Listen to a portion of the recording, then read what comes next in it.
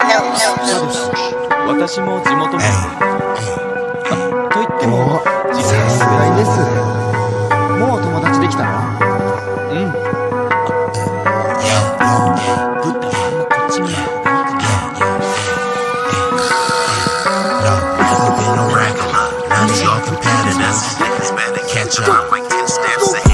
This promethazine got me leaning like a cholo in the club. I'm 20 deep.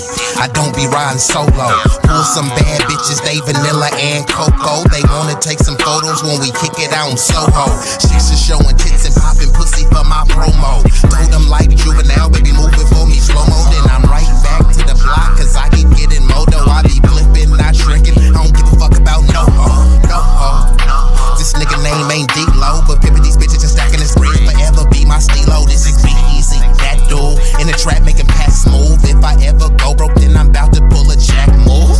Since a nigga healthy, I don't even gotta worry. With my bitch from Fiji, eating tandoori and chicken curry. That ism is really indie. My pimp game international. I design my own clothes, so I be always looking fashionable. Here's a couple facts about me that y'all didn't know. Some of y'all be getting bread, but I be getting bigger, dawg. I got bigger guns and a whole lot of bad. Okay, we are here.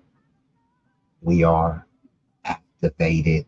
Let's just get right into this. So, the first story that I will be reacting to, just in case y'all haven't heard the buzz, there is a podcaster named Rory Farrell. Now, Rory used to be part of Joe Budden's podcast. Him and his comrade, Rory and Maul, they were both part of Joe Budden's podcast. And recently, some anti-Black tweets has resurfaced. So just to give y'all a quick overview, Rory, who is a Caucasian male, he was with Joe Budden and immersed himself into Black culture. He was actually welcomed with open arms. Now, I disagree with that. You know, we give too many invites to the cookout. We relinquish a lot of power and authority in many of our spaces in the name of solidarity, in the name of friendship, in the name of kindness. But no other group reciprocate this, not even a scintilla. So since these anti-Black tweets have resurfaced, Rory has been copping pleas. He has been apologizing. He even tried to do a Twitter space and people were lambasting him. You got some Stephen Feshit tap dancing sambos and tethers coming to his defense, playing Captain Saver Rory. So the video I'm going to be reacting to is a video by a content creator, Shig Smooth, and he clipped up some of what Joe Budden's podcast and his affiliates and panel mates had to say about this. So that's me setting this up right now for you, and we are going to get right into the video. And let me know if y'all have any issues hearing the video. And it looks like we might have already been joined by an illustrious guest. Sha Ra King Black is back in the building. Salute to Sha Ra King. What it do?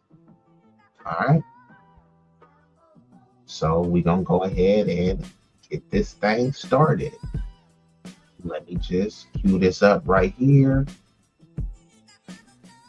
Okay. And let me know if y'all have any issues hearing this video. This video is titled, From Shig Smooth, Joe Budden Condemns Rory for Old Resurfaced Tweets, and Rory deletes his Twitter account. Okay. Let's commence. Two chicks. Get ready. You know what to do, Chicks. Look at Chig Smooth. Hey, Chig Smooth. Appreciate all the coverage that you've been doing. I've been watching your shit for a while. To defend Rory. Now, if you guys missed the video from yesterday, please make sure you guys go check it out. But Rory has been catching a lot of backlash the last couple of days for some wild old tweets that people resurfaced. Yesterday on his podcast, Rory actually apologized, but some people felt like it just was not enough. Now, this all came after Rory, Mal, and Damaris were talking about Kendrick Lamar's Grammy nominations. Damaris caught some backlash for basically saying, yo, if Kendrick sweeps and Clips do not win, I'm going to be upset. The one thing they did wrong is go on Twitter and argue with fans about it. If you're going to be a media personality with opinions, you gotta know not to engage with everybody. Damaris was on Twitter showing people her playlist, trying to prove to everybody that she's actually been a fan of Clips. Now, the funny part of this whole thing is that Rory said, yo, I know Kendrick is a Grammy darling, which is actually the same thing Joe Budden said about Kendrick a couple weeks ago. Kendrick is and has been, Chance, I'm not going to say. I ain't hear you say Kendrick's a Grammy darling.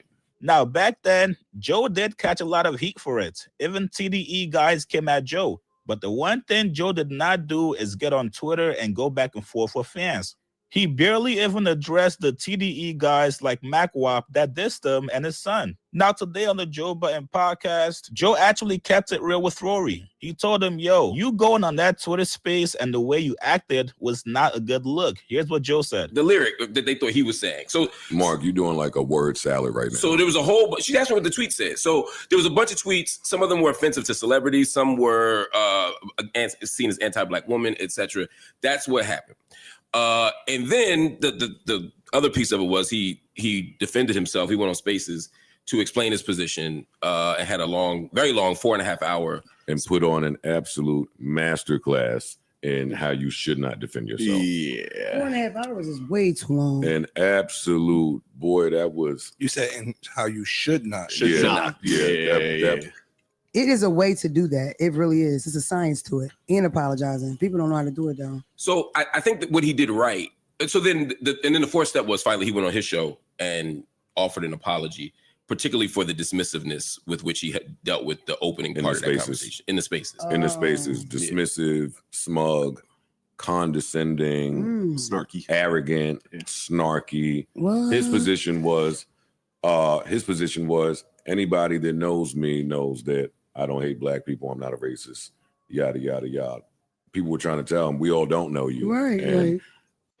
Yeah, usually when somebody says that, hey, if you got to tell people and try to convince others that, hey, no, I'm not a racist, then most likely you probably have some of those racist proclivities. I'm just saying. But let's just go through some of the tweets that he talked about. Right? So, mind you, this is a Caucasian male infiltrating in Black spaces, right? He wants to be the yo, I'm down with the brothers, right? So he tweeted, I never saw a good looking Black woman. How could you take that out of context? Just on the flip side, if you said, I never seen a good looking Jewish woman, I never seen a good looking Asian woman, would they say, oh, it's just a joke, or don't take them out of context? Would people say that to me? Absolutely not. So why are we giving Rory a pass? Every Black woman has either wanted to, thought about, or actually effed a white guy. Hashtag white people facts. This is what the yo Rory had to say. He also said Beyonce is a hood rat name. So what kind of name is Rory? Rory is a good old boy name, but Beyonce is a hood rat name. He also goes on to say, I never called Black women ugly. I never called them roaches. So he was trying to cop please and say that he never said that, but hey, people got the tweets in 4K or at least HD. One of his tweets said, so it says, his co-host asked, was he canceled? He said, yeah, no, I hate Black women. I think all Black women are ugly. And then Maul said in response, I've been trying to tell them that you felt that way. I mean, does this sound like it's just a joke? Okay, if it's just a joke, why are you only joking about black people? The black people that you wanted to ingratiate yourself with, get close to, and leech off of their culture. What else did he say? I think he said more, but we'll get into more of the video. This is how these tweets come off. A lot of the tweets were a lot worse than the looking in my rim rap lyric part that I want to know the worst. I wouldn't read them. Oh, Yeah, I don't feel comfortable. I wouldn't even read them, but Okay. they were pretty bad. So I think people were just trying to hold him accountable and get. So if the tweets were that bad that you feel uncomfortable reading them, why is this dude being given a pass? Why such this lighthearted kitty glove tone? Because see, just a couple weeks ago, Mark Lamont Hill, who I'll call Moist Lamont Shield, he was ready to fight Queen's Flip. He goes off on FBAs for delineation. He talks about, FBAs who are against open borders. But here you got a Caucasian male tweeting vile anti-Black sentiments. And it's just, nothing to see here. Let's give him the benefit of the doubt. Let's critique him, but let's just do it very tepid. And, with the kitty gloves on. Him to at least acknowledge that in them resurfacing, there are people that weren't around back then that are hurt, that feel a way, that listen to you, that follow you, that look up to you, yada, yada, yada, all of the but bells even and the whistles. people that do know you, they still be hurt about it. Even if they people get hurt by stuff like that, especially when they support you. I think some people gave him grace because they know him. Like, I know he's not. Many people shouldn't be hurt by this. Unfortunately, this is not uncommon. This should be expected. If anyone is hurt by these tweets, I sincerely hope that you seek therapy, right? This dude is just another male tether infiltrating the spaces, acting like he's cool. I have a black friend. That's what Rory is. So that gives him the pass and a justification to go on a disgusting tirade against black people. But why doesn't he have no smoke for any other group? A racist, so I'm going to look at the tweet differently than somebody Like, I who can't doesn't. know a white boy enough that he can't say nigga. I don't care. And he didn't. Oh, well, And I'm he just didn't. saying. I usually Yeah. I just want to be clear know for the a white audience. person. And I don't even know why she brought that up. And sometimes people have this weird misconception that if a non-black person is not calling you a nigga or a nigger, that no, they're not racist. I mean, look, they have black friends or they have a black spouse. That doesn't mean anything. Guess who also had intimate relationships, most of it forcible relationships? Slave owners. You wouldn't say, but his baby mother is white, or he had a black child. You wouldn't say that because he's a slave owner. And I'm not saying that this dude is a slave owner. I'm just saying that he has a anti-black mentality. Enough that they can do racist shit or whatever. Yeah, I thought some of the more tweets I saw, the more I was like, yeah, that's even if I'm being generous, that's too much, right? And I think that he will likely address that. It got big. The story. Why would you be generous at all? Those tweets weren't generous. But here you go. Mark Lamont wants to play Captain Sable. Don't be generous. His tweets were grotesque. They don't warrant you being generous to him or giving him the benefit of the doubt. They'll say, oh, these tweets resurfaced and they were from over a decade ago. Okay, ask yourself, go look in the mirror and say, in 2015, were you a bigot? In 2012, were you a bigot? In 2002, were you a bigot? Right? Are you going to say, hey, that was 20 years ago that I was racist. That was 20 years ago that I was a misogynist. Go tell Jewish people that I was anti-Semitic 20 years ago. Don't get mad at my resurfaced anti-Semitic tweets. How do you think that would go over with them?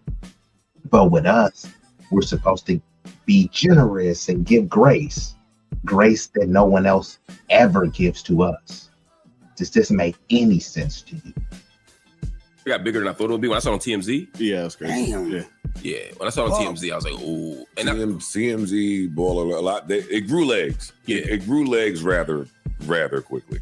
Yeah, it did. Yeah, and mentioning Beyonce doesn't ever stop things from growing legs. Yeah. So that's its own. He mentioned.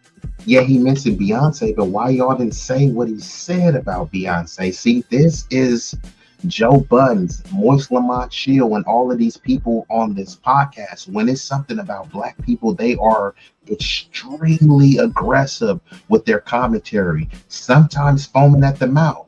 And like I just said, Moist Lamont Shield was willing to fight Queen's Flip over perceived disrespect, over speculation of disrespect. Here you have Rory being blatant, being obvious with his disrespect and his anti-Blackness, and here they are. We can't really call him a racist. Yeah, he said some racist things. He behaved in a racist way, but we can't call him racist. What other group does this get done with, right? It's almost like someone doing a crime. You know that they're in the act of a crime. We can't call them a criminal. Do Black people get that grace? No, if some dusty, crusty, musty nigga in Chicago does a drive-by, that's Black culture. But when this dude does this, no. He's just an individual. You don't know what's in his heart. You can't call him racist, but you can call other people criminal. You can demonize a whole entire culture based on the actions of one. But when it comes to their group, no, don't generalize us, even though we spent decades generalizing your entire lineage. Yeah, the Beyonce tweet. Yeah, Rory's getting shit off. Yeah, Rory's getting shit off. Yeah, 2011 was a different time. Y'all agree that Twitter was like a whole nother place back then? It was. No, it wasn't. Like, you see what I'm saying? Look at these passes. Twitter was another place back then. No, Twitter was the same place. And now Twitter is called X, but I'm going to still call it Twitter, right? Twitter is just a microcosm of the planet, of society. Anti-Blackness is global. So just because Twitter was anti-Black then, it was a different place. You think it's not anti-Black now? Go on Twitter and see how many people are calling you the N-word. See how many people are talking about low IQ, savage monkeys, sub-Saharan IQs, the bell curve, etc. So what are you talking about? Twitter was a different place back then. People was bigoted then, they're bigoted now. It's almost like, people talking about sundown towns was a different place back then. It's called a sundown town. I mean, it doesn't get any better. The internet is a cesspool. So it's not going to get any better. There's been no regulation to clean up, the anti-Black hate and vitriol. So how are you going to try to say it was a different place back then opposed to now?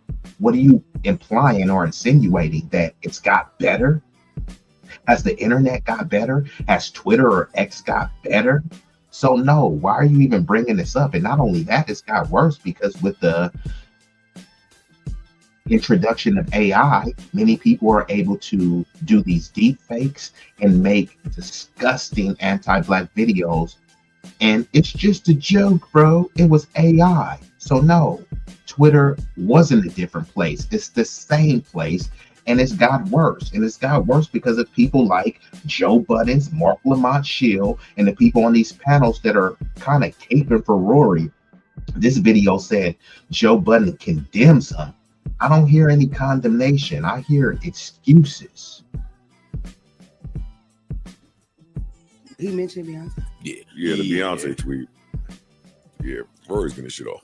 Yeah, Rory's getting shit off. Yeah, 2011 was a different time. Y'all agree that Twitter was like a whole nother place back then? It was. It was. Yeah. It was. It was. I wasn't doing it. That just doesn't excuse anything. Yeah. No. It was. I was there for it. I participated. You said it doesn't excuse anything, yet you guys are up here caping and kind of tepidly excusing it. I mean, what the hell are you talking about, Joe? It just doesn't excuse anything if the tweets ever come up. Which, number one, I'm confused how people that have some stuff going on are not doing a forensic cleanse I got on their across their 8,000 social media followers and deleted everything. This I do agree with, right? How are you going to come into these black spaces knowing that in the past, even if it was just for spits and giggles, right? You know that you said some vile anti-black stuff, right? Why didn't you scrub your platform? Now, me, I think that would at least try to save face and show that you have at least some modicum of decency and respect for the group that you're trying to infiltrate and pander to. However, that doesn't erase those thoughts, right? Because if I said something about your family, your mama, and then I delete it, right? Doesn't mean that I don't still feel that way. I just deleted the evidence of me feeling that way. So I'm not big on someone, oh, they posted something racist and anti-black and bigoted, but they deleted it. Yeah, they deleted it after social pressure. If it was so bad, why didn't he delete it on his own volition? He had to get public backlash for him to delete it. But no, he's not a racist. How? Like, because he deleted a tweet, he said some racist stuff. That wasn't racist. He deleted the racist tweet, and that makes him not racist because he deleted it. Come on now. Oh, some people use there's devices and tools you can use to find stuff even after you delete it. Yeah, but that's different. I feel like you making an effort to delete it, that changes the narrative. But I'm just wondering if people changes the narrative. How? You see what I'm saying? They keep caping. Yeah, if you make an effort to delete it, that changes the narrative. Changes it what? What, it makes it better? Yeah, bro, you said some vile stuff, bro, but you deleted it, so we all good, bro. Yo to the yo-yo. No. No to the no-no. I don't even know if this stuff is still... Any step you can implement to make those tweets harder to come across, for sure, for the casual, you should take those. You should take those steps. I'm just wondering. I was wondering if he deleted his and they found him anyway. That's all I'm. Why is nobody talking about? Forget him taking the tweets down. Why is no one talking about that? No one black of this culture should be associating with him. Like if he has black friends outside and they want to hang with him and go get Starbucks and eat tuna casserole, that's perfectly fine. He shouldn't be anywhere near production, cultivation, leadership, anything that has to do with innovation and pushing our culture forward. I don't even watch the dude. I mean, I don't see anything about him that's interesting. I haven't heard him say anything interesting. I haven't heard him do anything interesting, but I have heard him do something insidious, and that's his vile anti-blackness. Wonder. I don't know. No. Oh no, they just sitting there. I don't think so. Okay, got you. I haven't asked him that, but got you.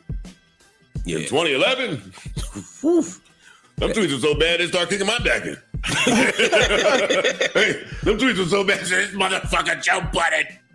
He talking about how bad the tweets is, but hey, he's not a racist. It's just he had really, really, really bad tweets that were racist, but he's not.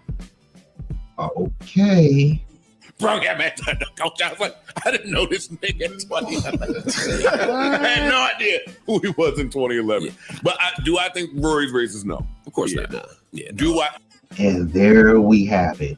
Do you think he's racist? No. And then here comes Moist Lamont Shell. Of course he's not. What the hell do you mean? Of course he's not. He goes on repeated, continuous anti-black tirades, and he's just doing that because Twitter was a different place back then. Can't call him racist. He only was saying racist things because Twitter was a different place back then. Do you hear these fools tap dancing? Do I think that there must always, there's just law to how white people have to listen to black people in black spaces, I feel. Period. Yeah. Like, I agree. If you Yeah, but come on, Joe Budden, you brought this white dude into black spaces, and this is the thanks that you get? And here you are trying to give him a pass and say, no, he's not a racist. So what are we to take from this? Okay, yeah, he says some racist stuff, but he's not a racist. So what? Black people should embrace him and accept him with open arms. If this dude is not a racist, won't Joe Buddens take him back? Why is he off the Joe Buddens podcast? Okay, yeah, y'all had your creative business differences, but hey, he's not a racist, right? And you know it's hard. Invite him back on the Joe Buddens podcast. Otherwise, why are you even doing this softball segment? They don't do this softball segment when it comes to other people. They be calling them nigga, foaming at the mouth, crust in the corner of your mouth. But when it comes to Rory, lighthearted, don't raise your voice, talking very meek. Come on, bruh. If you hurt someone with your words, and when the words are of a certain, context, yeah, I don't think it's your right to be smug in that instance. And I think he acknowledged that. He did. I think when it first happened, because there was a couple moving parts. One was so he acknowledged that and he apologized. But what does that change? Actually, what has he done to rectify the damage that he's done? It's just, is this the world that we live in? Because no other group accepts that, right? If you said a bunch of anti-Semitic stuff and then you deleted your Twitter and apologized, do you think Jewish people will accept you? Kanye West is apologizing, right? He's going on an apology tour towards Rabbi.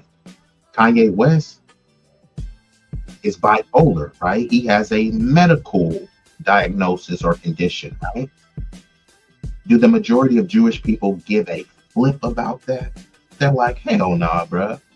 Once you become anti-Semitic, you're shut off. But with us, once you're anti-Black, you got a bunch of bozos to step up and try to say, well, he's not racist, even though he said some racist stuff. He never said nigger. He just said everything but that. Okay.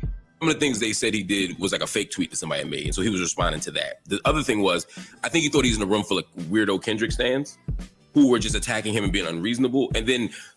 See, this is what I'm talking about with Moist Lamont shit.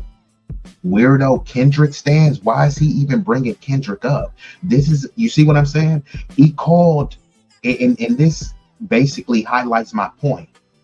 This dude Rory, this white dude Rory, goes on an anti-Black tirade on Twitter. Vile tweet after vile tweet. Here you got Joe Buddens and Moist Lamont Shield saying he's not a racist though. And then he didn't call him a name. He didn't call him a slur, an epithet, or anything. He didn't insult him in any way. He's actually going out of his way to be extremely gracious towards this dude. And then he talked about weirdo Kendrick stans. So that's really a shot at Kendrick, because what did Kendrick do besides put out great music that people want to support? He's calling Kendrick, also calling him a stan. He didn't call him a fan. He's saying that you guys are just obsessed. So you're beyond a fan. You're a stan. You're obsessed with Kendrick. So he's saying that they're obsessed with Kendrick, and he's calling them weirdos. He didn't call Rory a weirdo. He won't even call Rory a racist, even though he has racist tweets. But he will call Kendrick fans, stans, and weirdos. This is the political, cultural commentary that you want? Moist Lamont Shield and Joe Schmo Buddens? Let's commence. And me. And so he was responding to that. The other thing was, I think he thought he was in a room full of weirdo Kendrick stans who were just attacking him and being unreasonable. And then, to your point, the people who came in. So he's saying people were attacking him and being unreasonable, but notice he didn't call the racist tweets unreasonable. He didn't even call the tweets racist. He talked about how bad they were, man. Yeah, they were bad. The tweets were bad. They were so bad that he didn't even want to read them on camera. So these tweets are so bad that he won't read them on camera, but he won't call them racist. But he will call people that are commenting on his racism unreasonable. Some of the things they said he did was like a fake tweet that somebody had made. And so he was responding to that. The other thing was, I think he thought he was in a room full of weirdo Kendrick stans who were just attacking him and being unreasonable. And then, to your point, the people who came, the room was filled with crazy people, sane people, people who didn't know what was going on. So it was like the Kendrick person was a person like you who's like, yo, what the fuck just happened? I don't know. Then those people who were just hurt and want to answer. And I think, some of y'all don't know how spaces works. It might be, there wasn't equal representation on the stage at first. So I think part of it was he was responding to a certain kind of person. And I think that contributed to the dismissiveness. Equal representation on the stage? What the hell are you talking about, bruh? People are coming up to address them. There's not going to be, okay, here, we need to have 50% of Rory supporters and 50% of Rory detractors. What the hell are you talking about, Moist Lamont Shield? This is not DEI for cultural backlash. It still was dismissive, but I think that contributed to it. And then as it got bigger, sometimes you get in situations you dig your heels in and you just double down on the shit you're already doing. And I think that's what happened, and it just got worse. But you absolutely should not defend yourself in that way, especially when you got a platform. I want him to just step out the room and think about it, and then. That's the thing, the platform part. This commentary is flabbergasting. The dude said some bigoted anti-black stuff, and Moist Lamont Shield was like, don't hold a Twitter space where people could call in and hold you accountable in real time. Step out and just think about it. Go touch some grass. Go drink a pumpkin spice latte and clear your head, buddy. And this is the thing with that happened to me years ago, and they was like ripping me apart at first. So sometimes you responded to the insult you got, like you walking in that room, but you still remember somebody calling you a small head bitch. That's so what I'm saying. Coming at people because they was talking about your sneaks and your head size and all that. But in actuality, in my opinion, Rory is somebody that's usually in black spaces since he started, right? It's like he's in black stuff, correct? Mm-hmm. So if you're white and you benefit off of shit like that, you have to be super vigilant about what you say and do. That's my personal opinion, especially if you're making money off the niggas. I shouldn't be able to find you saying no crazy shit that I would be offended about, period. Me, I got 8,000 followers and went backwards and deleted stuff. Like it's a thought process. You get to a point where you take that extra effort. Also, I think, and people keep harping on this deleting stuff. Deleting stuff doesn't mean that your mentality changed. It means that you just don't want to get caught for stuff. If you delete something and say, hey, look, man, when I posted this stuff, I was in a different headspace, and I actually want to apologize for any people that I offended. And if I sincerely hurt you, tell me what is a way that I can rectify the damage that I've done. Instead, you just put all of this anti-blackness out to the universe and say, hey, I still feel that way, but I deleted it. I think the average person doesn't know how to apologize, and I get that. But when you have a platform, I don't think there's anything wrong with trying to figure it out. I literally Google how to apologize because there's really ways not to do it. Like a lot of people fuck up when they apologize because they'll say something that sounds like an excuse or.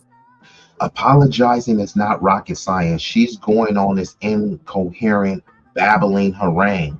Look, if you messed up, you said some racist anti-black tweets, and you know that you're in black spaces, you don't need a scientific Pythagorean theory to apologize. She's talking about use ChatGPT and AI to figure out how to apologize. Like, where have we come in 2025 where people know that they messed up, but they don't know how to apologize? Like, come on now. What are we really talking about here? All these people are doing is just giving cover and caping for this anti-black bigot.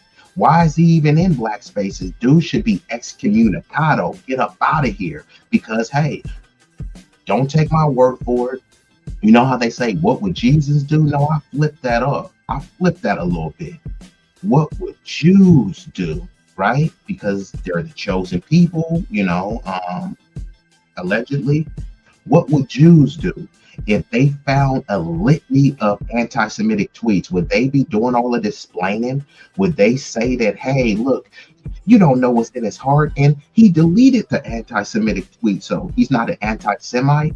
No, they wouldn't be saying that. But with us, we're supposed to be the all loving and all forgiving. Yeah, you can call me a nigger, but like, you deleted it, so we're all good. You're invited to the cookout.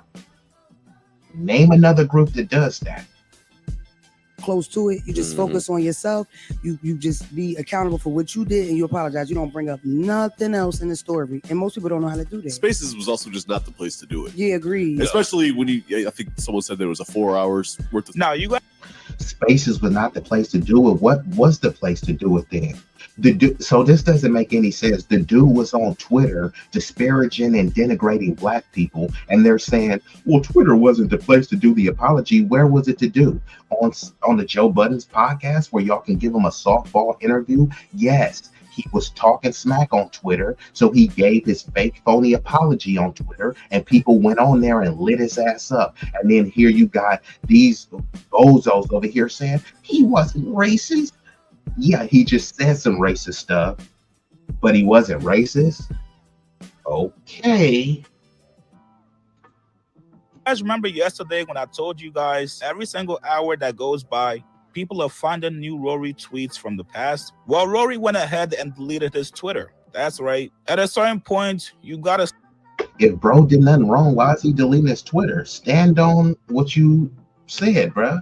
You already gave your apology. You got some black buffoons co-signing you. Why are you deleting your Twitter? Because he couldn't take the smoke. And you know what they say, if you can't take the heat, get the F out the kitchen. And virtually get the F off of Twitter. Stop the bleeding. And if I'm Rory, whenever I'm ready to make a comeback on Twitter, you just gotta issue a quick formal apology. You gotta know people are still waiting to kick your back in on social media.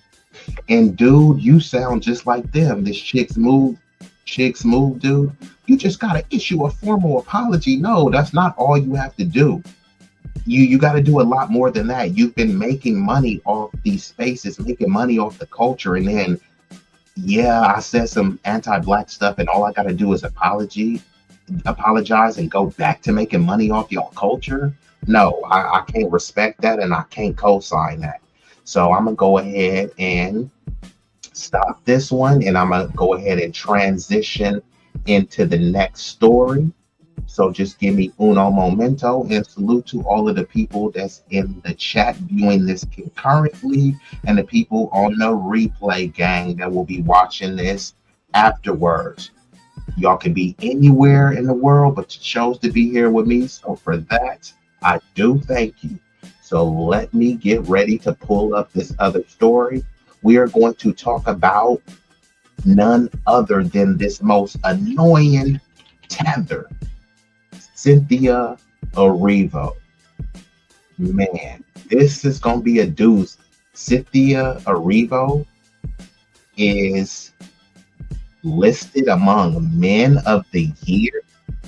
So I didn't know Cynthia Erivo was a man. Did you? Did any of y'all know that Cynthia Erivo was a man? Okay, I'm being facetious when I say that, but let's get into this story.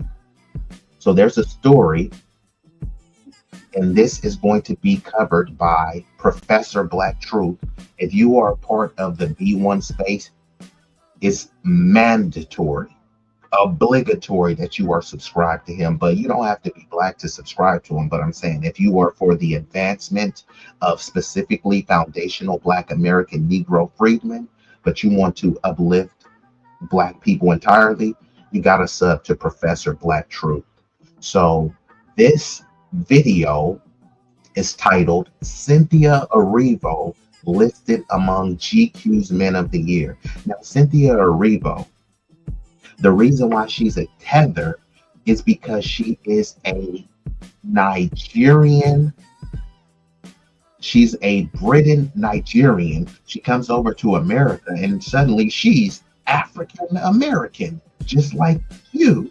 No, actually, she's not. So they have been trying to make her a thing. They've been using her to overlook FBA actors or actresses mainly. And they've been trying to, they had her playing Aretha Franklin. Looks nothing like Aretha Franklin. They had her playing Harriet Tubman. They have her playing many of our American icons. And she comes over here and she was very dismissive, very disparaging in her remarks towards FBAs. but she comes over here and takes advantage of what we fought and built over here. She's from Britain. What is her people fighting for in Britain that we can go and enjoy the benefits of? Right? They can say they're not the majority, neither are we, and we still stood here and stood on business. Meanwhile, she fled to America and disrespects the group that made it possible for her to come to America. But let's see what Professor Black Truth has to say, because you know that there's going to be some shenanigans involved when you take an African woman and say, hey, look, we're going to put her as part of the Men of the Year category. Subscribe button now, along with the bell icon, so you can be notified whenever a new video is posted. And if you're already subscribed, check and make sure that YouTube hasn't unsubscribed you. And of course, be sure to give the video a like as well as share it on your social media. The white supremacists hate that. And now, the Sunday address. You want to know why it is that practically all forms of popular media are in decline? It's things like this. The white media's campaign to make Cynthia Erivo a thing is still ongoing, and it turns out the thing they want to make her into is a man. I guess in a way that does make sense. Cynthia Erivo's femininity, such as it is, has always been woefully deficient.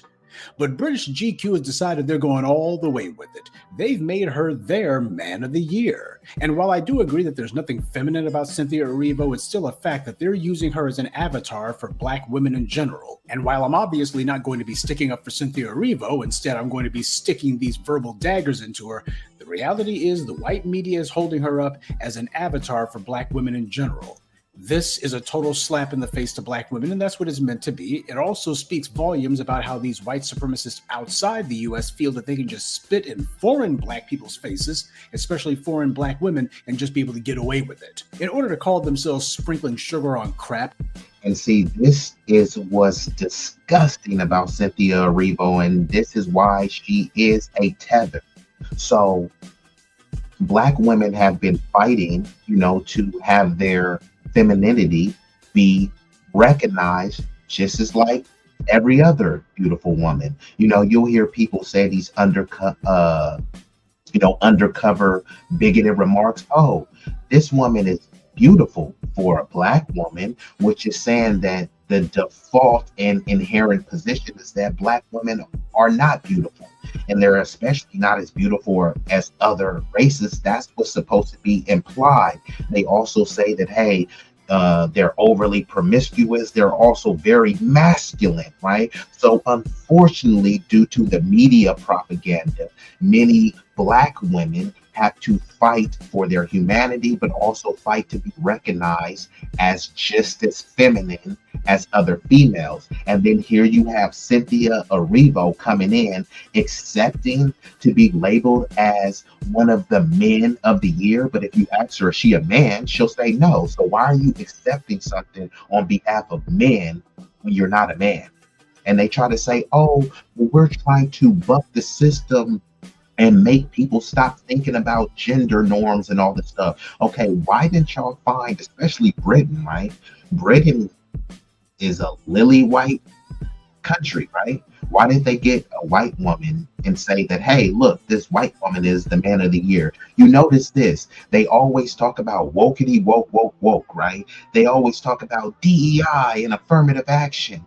They were mad at the Little Mermaid. They were mad that they took a cartoon character, a fictional character, and they made her a Black mermaid. And they were like, you can't do that. But suddenly when they make Cynthia Erivo the Man of the Year, that's supposed to be perfectly fine. It's not a joke. There's no hidden agenda. Also, guess what else they did? They said, we're going to do a movie about Jesus, and we're going to get Cynthia Erivo to play Jesus. They said Jesus was a man. So what justification do you have for getting Cynthia Erivo to play it? Why would she even take that role? Just even right now. Where are my Christian Bible thumpers right now? If I go to your wife and say, hey, look, man, you have a beautiful wife. Hey, I'm booking for a film called Jesus. Do you think your wife would be happy to play that role? A lot of people would be like, hey, that's bit blasphemous for a woman to play Jesus, right? But not with her. You would think that that's disrespectful for a woman to be labeled as the man of the year. But then on the flip side, could we get a big burly man with taco meat, chest hair? You know what I mean? He got so many leg hairs that he looked like Harry and the Hendersons, right? And then say, you know what? He's going to be woman of the year because we want to buck the system of gender norms. People be like, what the hell is you doing? Have the Sports Illustrated swimsuit edition, but they got Michael B. Jordan in a swimsuit? Like, you'll be like, man, what is going on here? But we're supposed to normalize and accept Cynthia Erivo being called the man of the year. So then if someone sees her and calls her a man, hey, how you doing, sir? Wouldn't that be an accurate gendering assignment? They decided that the article about her for their Man of the Year piece was going to be the defiance of Cynthia Erivo. Defiance, really? And then when you read it, it basically talks about how the defiance or compliance of Cynthia Erivo, because she complies with whatever narrative that they say. And this is an issue that many people have. I know Lorenz Tate talked about it and some others talked about it. You notice how there's been a complete effort to erase foundational Black Americans, especially when you're looking in Hollywood. So they'll depict a story that's rooted in America, rooted in our culture, and then they'll try to go get some immigrant, African or Caribbean, to play the role, and then they have to get an FBA to teach them. For instance, Snowfall, which actually, the show was actually good. You know, Idris Damson, he's a good actor. The thing is, they could have got many American actors to play that. He didn't even know how to be an American. He definitely didn't know how to be a California street dude or gangbanger, to talk like them, to have any of their mannerisms. So they had to get Dub C and other people from the soil to coach them on how to act. Oh yeah, don't say this, act like this. When they couldn't, LA. You think there's no Black American actors in LA? Instead, they got to go all across the globe to get other people to prop them up. You know why? Because they don't really ask questions, and many of them are just happy to be here. And just like the H-1B visas, right? They may be getting a decent wage, but it's up to 30, sometimes 60% less or more than what an American-born worker will be getting. Cynthia Erivo is being touted for her role in Wicked. Did you know many of the backup actors, Cynthia Erivo was starring. She was a co-star in Wicked, and she got paid some of the least money. They had like 4 or 5 people who wasn't even on camera, and if they did, they had minimal screen time. They got paid more than Cynthia Erivo, and guess what? She's okay with that. But if it was an American-born person, they would be demanding more, and you would have to pay them more. Not only that, many of the immigrant people, they don't question the narratives. So if they slip in some anti-Blackness or they slip in some propaganda stuff, they're just happy to be here. They're not going to question it. But with us, we will question the script. Hey, why you got my people looking like this, right?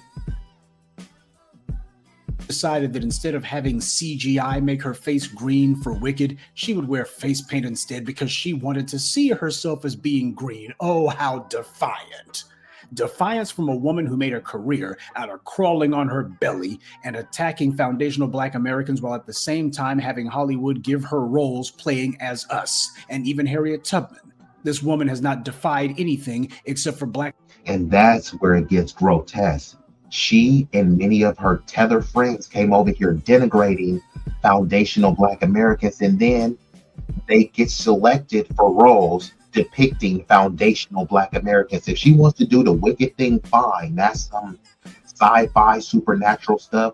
I think she looks good as a Green Witch, but I don't want to see her playing Aretha Franklin. I don't want to see her playing Harriet Tubman. And now guess who they're trying to get her to play?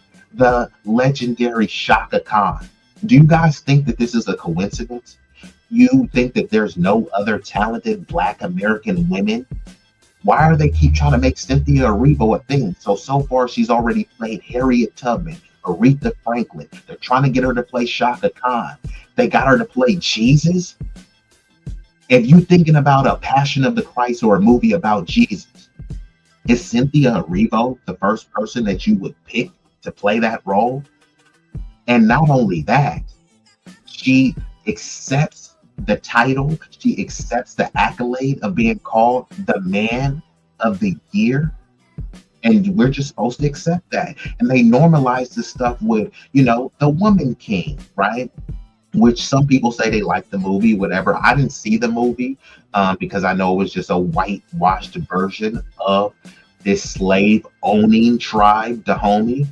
But if there was a movie called The Man Queen, people would be like, man, I ain't saying that. But the Woman King, oh, perfectly fine.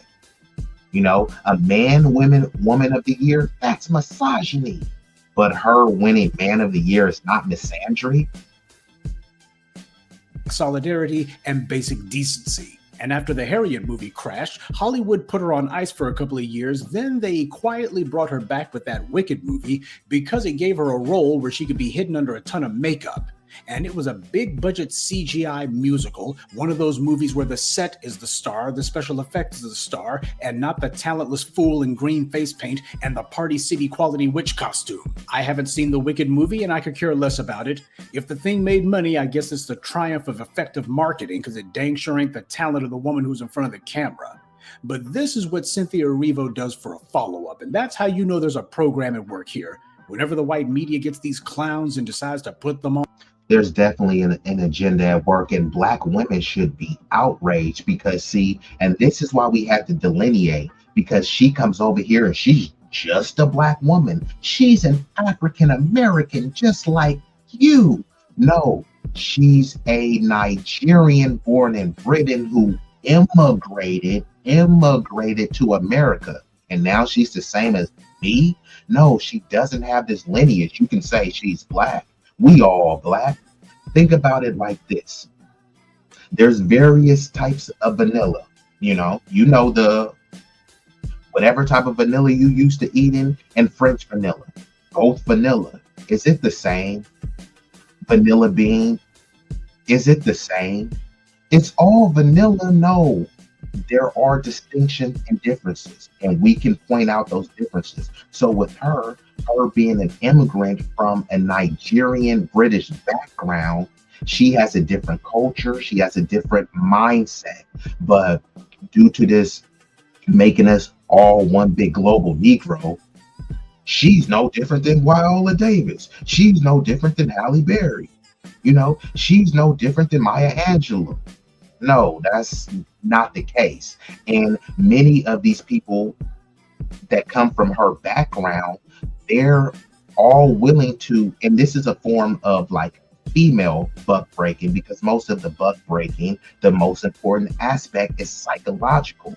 But see, she is voluntarily buck breaking herself because she is so desperate for fame that she's willing to be labeled as a man. And then she also tries to conflate a lot of her LGBT queer stuff with her Blackness. Black people, we've always accepted people of the LGBTQ community. Now, do people want that pushed and projected on them? Probably not, but we have been the most accepting. If you look at some of these other cultures, you see how they violently treat people who identify as that, right? So we don't care that she's queer. We don't care that she has a bald head. I mean, Jada Pinkett has a bald head. People don't really talk about, oh, look at Jada and her bald head. People talk about how Jada was treated well. Her bald head really doesn't come up. And it's, obviously it's because I believe she had alopecia, but even without that, she doesn't look bad, having a bald head. So her having this bald head, then her being LGBTQ, all of that stuff can be overlooked. But what cannot be overlooked is her accepting to play the role of Jesus, her accepting to be labeled as a man of the year, and then also still being touted as a talented Black woman. How does that work? Are you saying that Black women are so masculine that what another Black woman should be nominated for man of the year? I mean, this is extremely disgusting stuff. There's always this janky crap that goes right along with it. They're the main ones out there doing it. And here you thought that Hollywood stopped its attack on Black women's image with the woman king nonsense. Never mind the fact we have a word for a female ruler. It's called queen. But some Negroes are so silly, they try to take blatant insults and convince themselves that it's positive somehow. And the white media will play to this psychological weakness by telling you that, oh, it is defiant. Cynthia Erivo is so defiant. Yeah, a defiant man.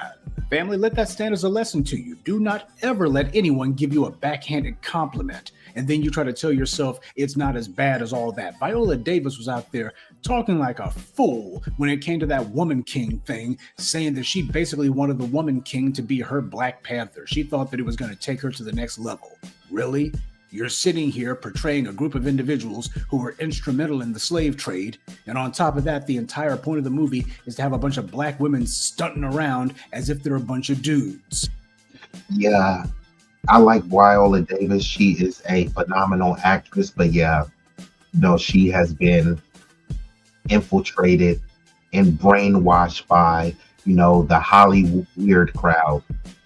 The Dahomey tribe, which was depicted in that movie, The Woman King, was one of the brutal, barbarous people who enslaved my people and sold them off for trinkets, right? So then they make a movie whitewashing this to make it seem that, this was some sort of virtuous thing. I don't even want to see that movie. And not only that, it depicted those women as very savage, thuggish, masculine figures, right? And Hollywood is a microcosm of how people feel in society. So even if you look at the Wonder Woman, right? The Wonder Woman had a bunch of Amazonian women, but they made those women look kind of dainty. They made them look all pretty. So even though they were fighting, it was these beautiful women that were kicking these dudes' ass. On a Woman King, you got these masculine Black women who are depicted as not desirable, right? They're not seen as beautiful. They're not seen as feminine, but they are seen as savage. They are seen as brutal. They are seen as barbaric. How does that help the image of Black women collectively? The other groups, they can go ahead and delete someone, but they're going to do it with grace and they're going to do it with beauty.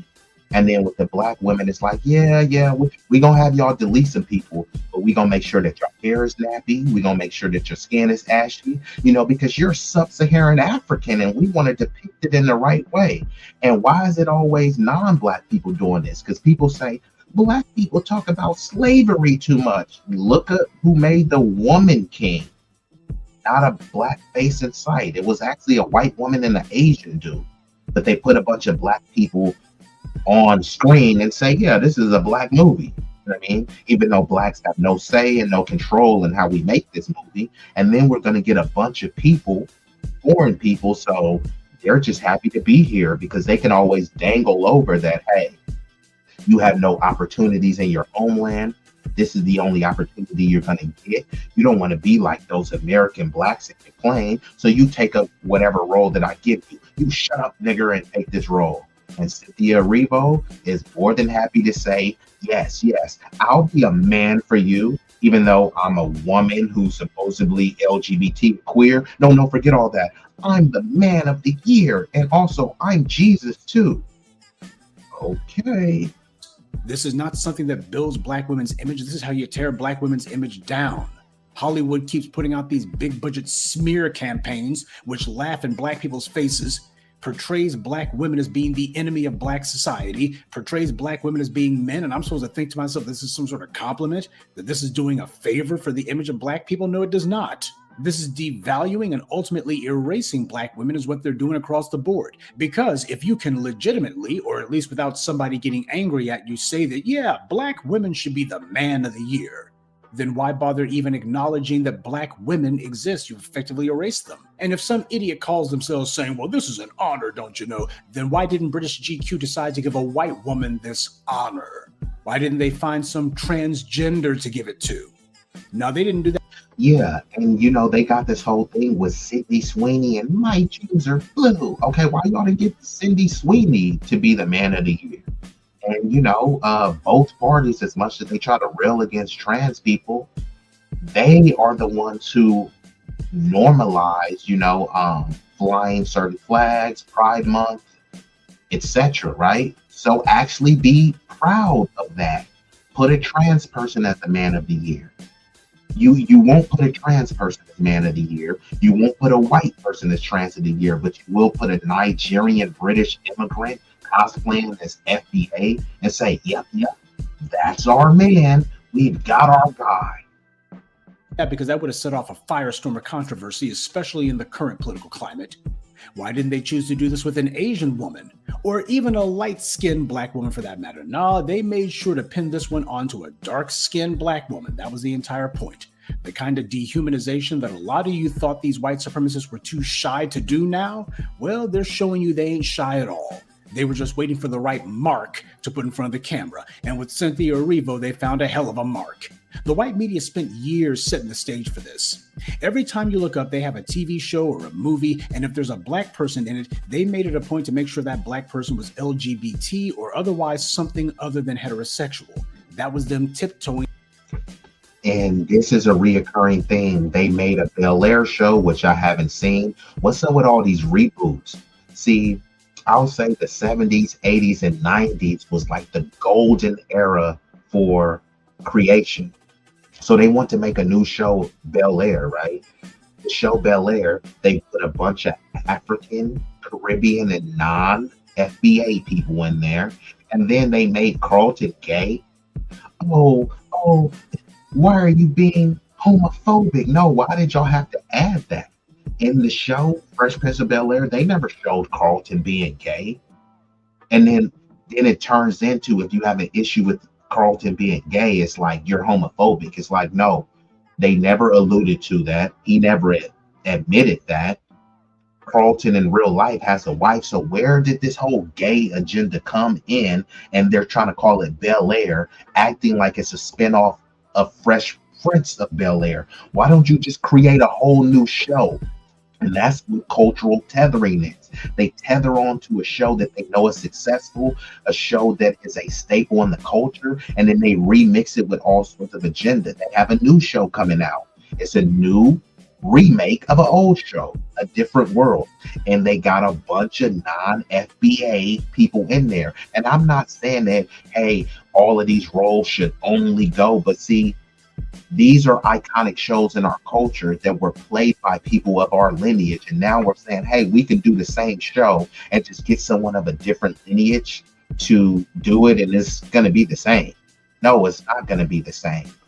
We don't have the same culture. We don't have the same mentality. We don't have the same temperament. We don't have the same values. Doesn't mean that one or the other is better, but it is different. There is a distinction. The Hollywood people know that, which is why they go out of their way to erase foundational Black American actors. They'll be willing to get Cynthia Erivo, Coleman Domingo, absent Idris Elba, anybody but FBA actors. We are the ones who paved the way for them. And on the flip side, you can't go to any of these people's homeland and have an opportunity. Cynthia Erivo or Idris Elba, they didn't fight for anything in Britain for us to go over there. You know, all the people that try to say, oh man, you know, America is a fallen state, right? Okay, cool. Let me go over to Britain and see what my fellow blacks helped set up over there for me. Not a damn thing, because many of them, not all, but many of them are trying to get here. And many of the ones that are over there are some riders, but the riders, their voices are silenced, shamed, and shunned in favor of people like Cynthia Erivo, people who will play ball, people who will not only bend over, they'll bend over and spread cheeks so that they voluntarily buck break themselves. In their way toward this. And where Black women are concerned, they're openly declaring Black women don't exist and that their puppet is a symbol of defiance. That's 2 lies for the price of 1. And they know what the response to this is going to be, so don't expect them to be giving wall-to-wall publicity and coverage to this, but do expect that there's going to be a few of their little flunkies and sock puppets on their on-air TV media who will be saying, oh, this is such a great thing, think outside the box, oh, how powerful. Obviously, the Black masses didn't sign on for this crap.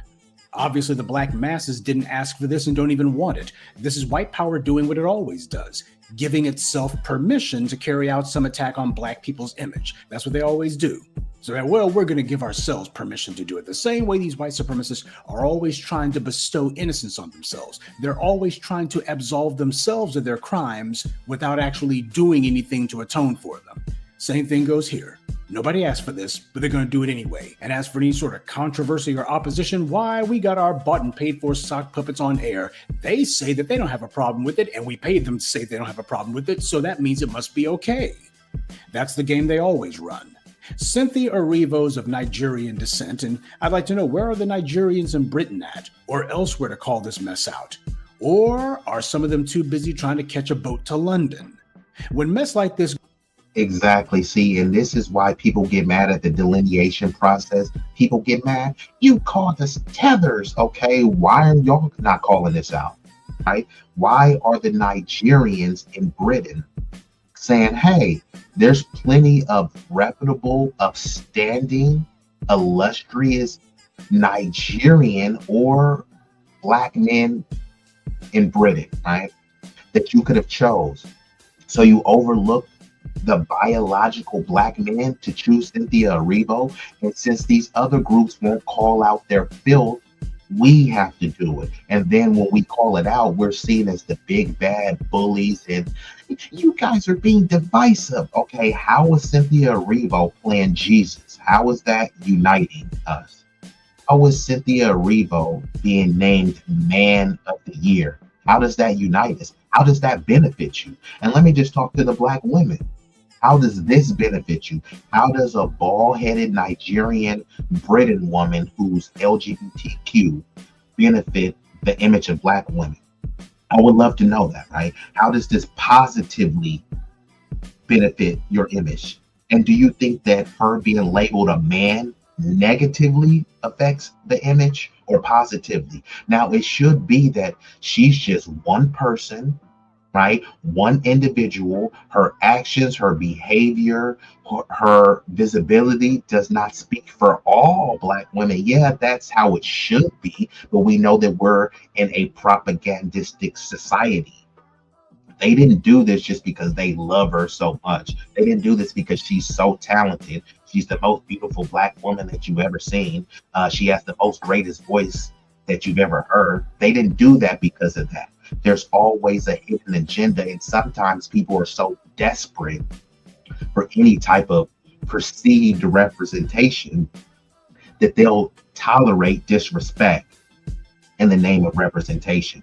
So if we want to have proper representation for Black women, we need to bestow accolades, accomplishments, and achievements on them that are befitting for women, not for a man. Goes down and there's not a hard substantive pushback by the people in question, that only serves to encourage the next insult and the next, and each one will be worse than the one before. Man of the Year indeed, and she's not outraged. Stop the presses. Stop the presses. I've been joined by none other than the prolific, the profound, the extraordinary OG Patrice in building. Salute to OG Patrice. I know you've been doing a lot of stuff in the streets with the community, so keep up the great work. Salute to you and much love to OG Patrice. I'm loving that fro. I'm feeling that fro. You looking frobulous, not fabulous, frobulous. Let's commence. And actually, let me pull this back up. Cynthia Erivo being named Man of the Year. That's disrespectful to people like OG Patrice and OG, beautiful black sister, been here, standing on business, went through her life living as a woman, went through her life uplifting women and other women. Imagine if I say, you know what, OG Patrice, thank you for all you do. And you know how I'm going to show love to you? I'm going to give you this reward for being OG Man of the Year. Huh? She spent her whole life helping women. She identifies as a woman. Why the hell am I calling her a man? Don't make no sense. Just like Cynthia Erivo accepting this title doesn't make any sense. Are you that desperate for clout? You that desperate for fame? I don't really want to support or follow somebody. And on the flip side, if it was Idris Elba and he was getting an award for Woman of the Year, my sentiments would be the same.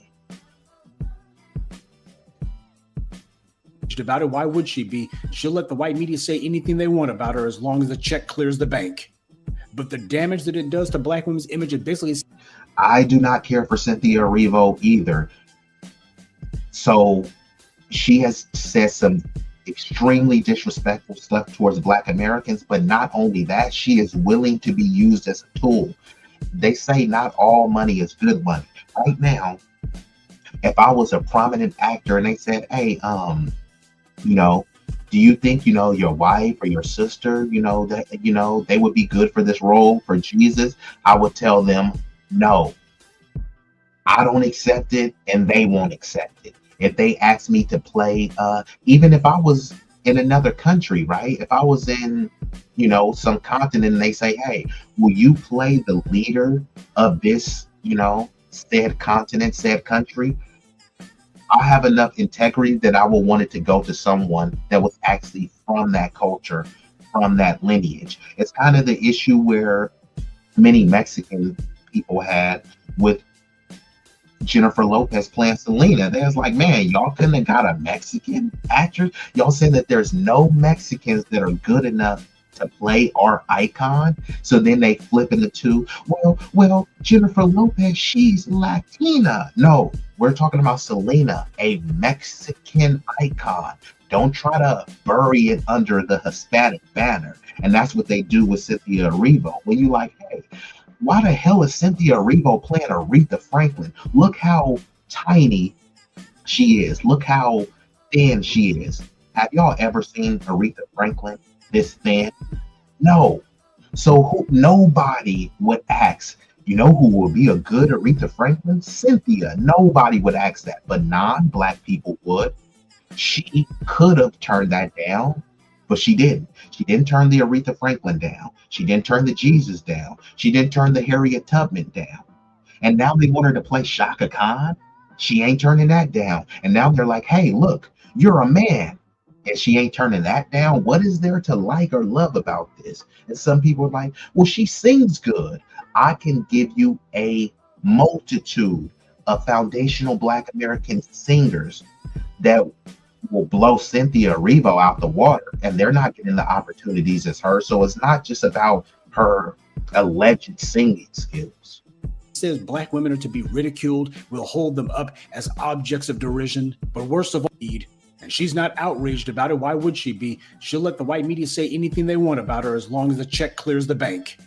But the damage that it does to Black women's image, it basically says Black women are to be ridiculed. We'll hold them up as objects of derision. But worst of all, this kind of garbage racialist propaganda is meant to try to influence Black women to take part in their own unwomaning, to unwoman themselves, telling Black women that power means becoming a man.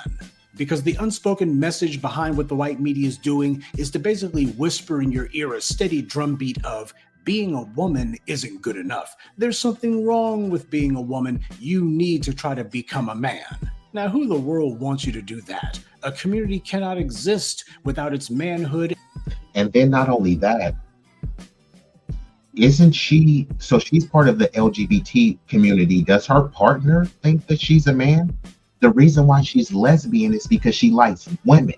And now she's with a woman who's saying, hey, baby, I'm a man now. I won Man of the Year. I was like, I thought you were lesbian, right? A woman with a woman, but now it's a woman with a man. So is she no longer lesbian? Is she in a heterosexual relationship? You see how goofy this gets? And this is intentionally goofy. And Cynthia Erivo is all here for it. So if everyone from here on out addresses Cynthia Erivo as him, that would be considered misogynistic, even though she's accepting awards calling herself a man. And it's womanhood. But if you want to sow the seeds of total chaos, just go ahead and tell them to get rid of either one. Because after all, being a woman simply isn't enough, and it's definitely not enough to be a black woman. That's definitely not what you want to be. That's a lie that they've been feeding women, and too many fall for it. Female empowerment, to hear the white media tell it, is appropriating what they say is male power. And the white media sells women all kinds of phallic symbols. That's artificial phalluses. From cigarettes to this hyperfixation on getting degrees, even though most of them are useless now, and only saddle black women in particular with debt. But that's what they do. The cigarette, hey, this is your phallic symbol.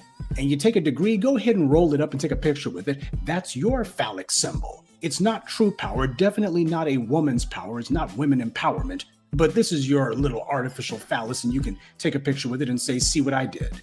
And no, I don't think it's a coincidence that they chose this foreign woman to make the face of the unfeminine black woman. Every time the white powers that be have tried to fly some trial balloon to see if they could get a foundational black American woman to do it, they always got maximum resistance. Now, something else that also needs to be remembered here, there's a reason why the white media is always taking shots at womanhood and femininity and such. Whenever they do this kind of stuff, there's a reason for that. Yes, no, they are a couple, but I was being a bit facetious. It's because Cynthia Erivo, she accepted the GQ Gentleman's Quarterly magazine, nominated her to be the Man of the Year. So this is what I'm covering right now. So that's why I was just trying to be a little bit facetious, because if she is allegedly a woman and her partner Lena is allegedly a woman, that's two women in a lesbian relationship. But now if Cynthia Erivo, who is taking titles of being Man of the Year, does that change their relationship? No, I'm being a bit facetious and condescending, but seriously, does that change their relationship? Did it go from a lesbian relationship to a heteronormative relationship? I mean, fair question to ask, considering she is the Man of the Year now. There's a reason why when it comes to trans bathrooms, trans sports, what have you, these constant attempts to try to redefine what it means to be a woman. And that being the case, you've taken the bird of society and clipped one of its wings. That's what's effectively happened. Women need to understand that there's been a lot of these feminists and other bad actors who have allowed the definition of female to become anything at all. And as a result, it becomes nothing. That's the end result of all of the stuff that's been going on for the last 50 years. This is not gender. I.e. Judge Ketanji Brown Jackson. Remember, people was excited. She's the first black woman, right? And then when they asked her what a woman is, she couldn't even define it. So let me get this straight.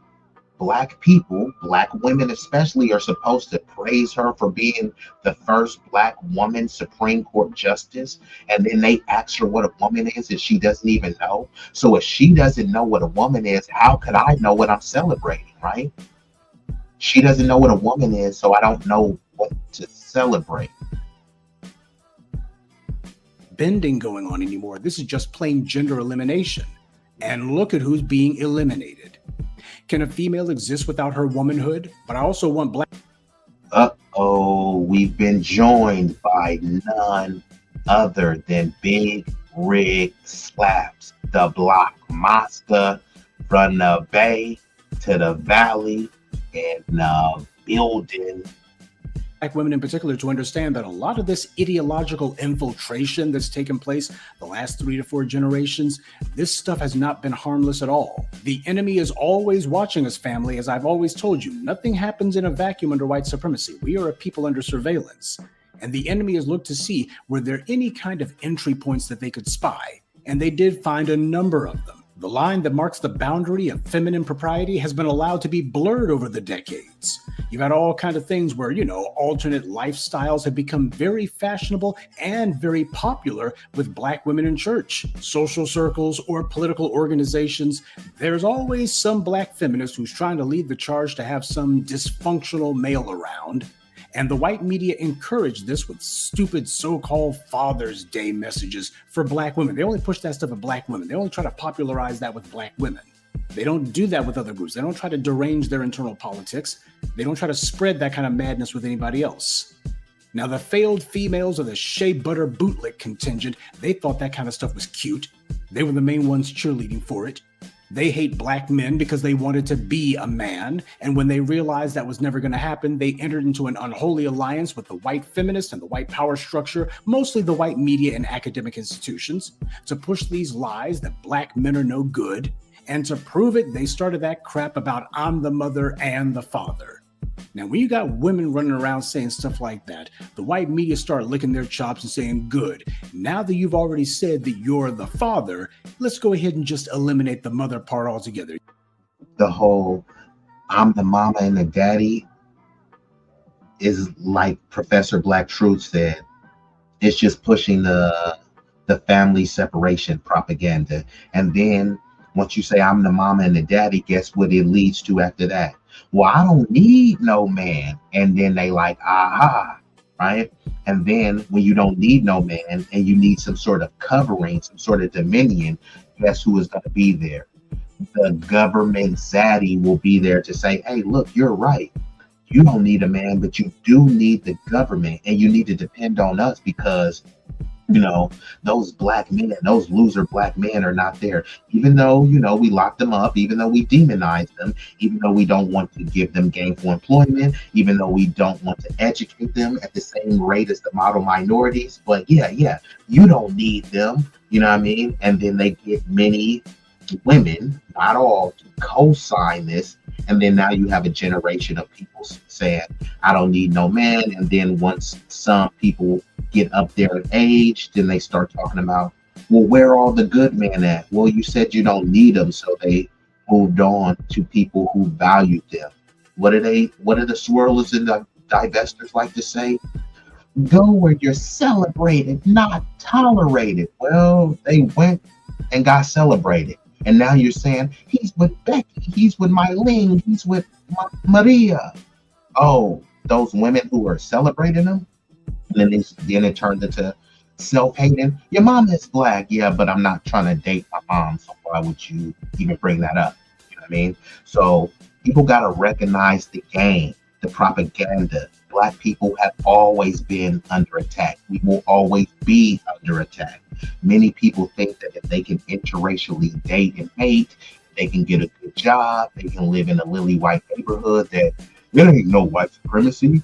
Anti-Blackness is dead, and y'all need to stop complaining and stop begging.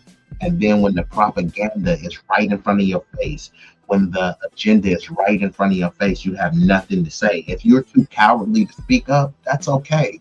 Just get out of the way when real cats is actually stepping on stuff and standing for liberation, standing for advancement, standing for economic empowerment. If you're not for that, bro, just shut up. Go watch your Netflix show. You know what I mean? Go eat your potato salad with raisins. Just stay out of FBA, foundational Black American Negro freedman lineage business. You're just the daddy, period. White power was laughing its behinds off because they knew exactly how this was going to no good. And to prove it, they started that crap about I'm the mother and the father. Now, when you got women running around saying stuff like that, the white media start licking their chops and saying, good, now that you've already said that you're the father, let's go ahead and just eliminate the mother part altogether. You're just... Uh-oh, here we go again. The sophisticated the dazzling, the captivating sunlight in the building.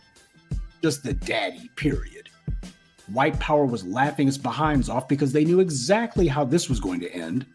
Yeah, it took a few decades, but as I've always taught you, white power loves a cruel prank, especially one that takes a long time to pay off. They love seeing the mark thinking that they're on the inside, the mark thinking that they're standing among friends when in reality, they're surrounded by enemies. Everyone's laughing behind the mark's back.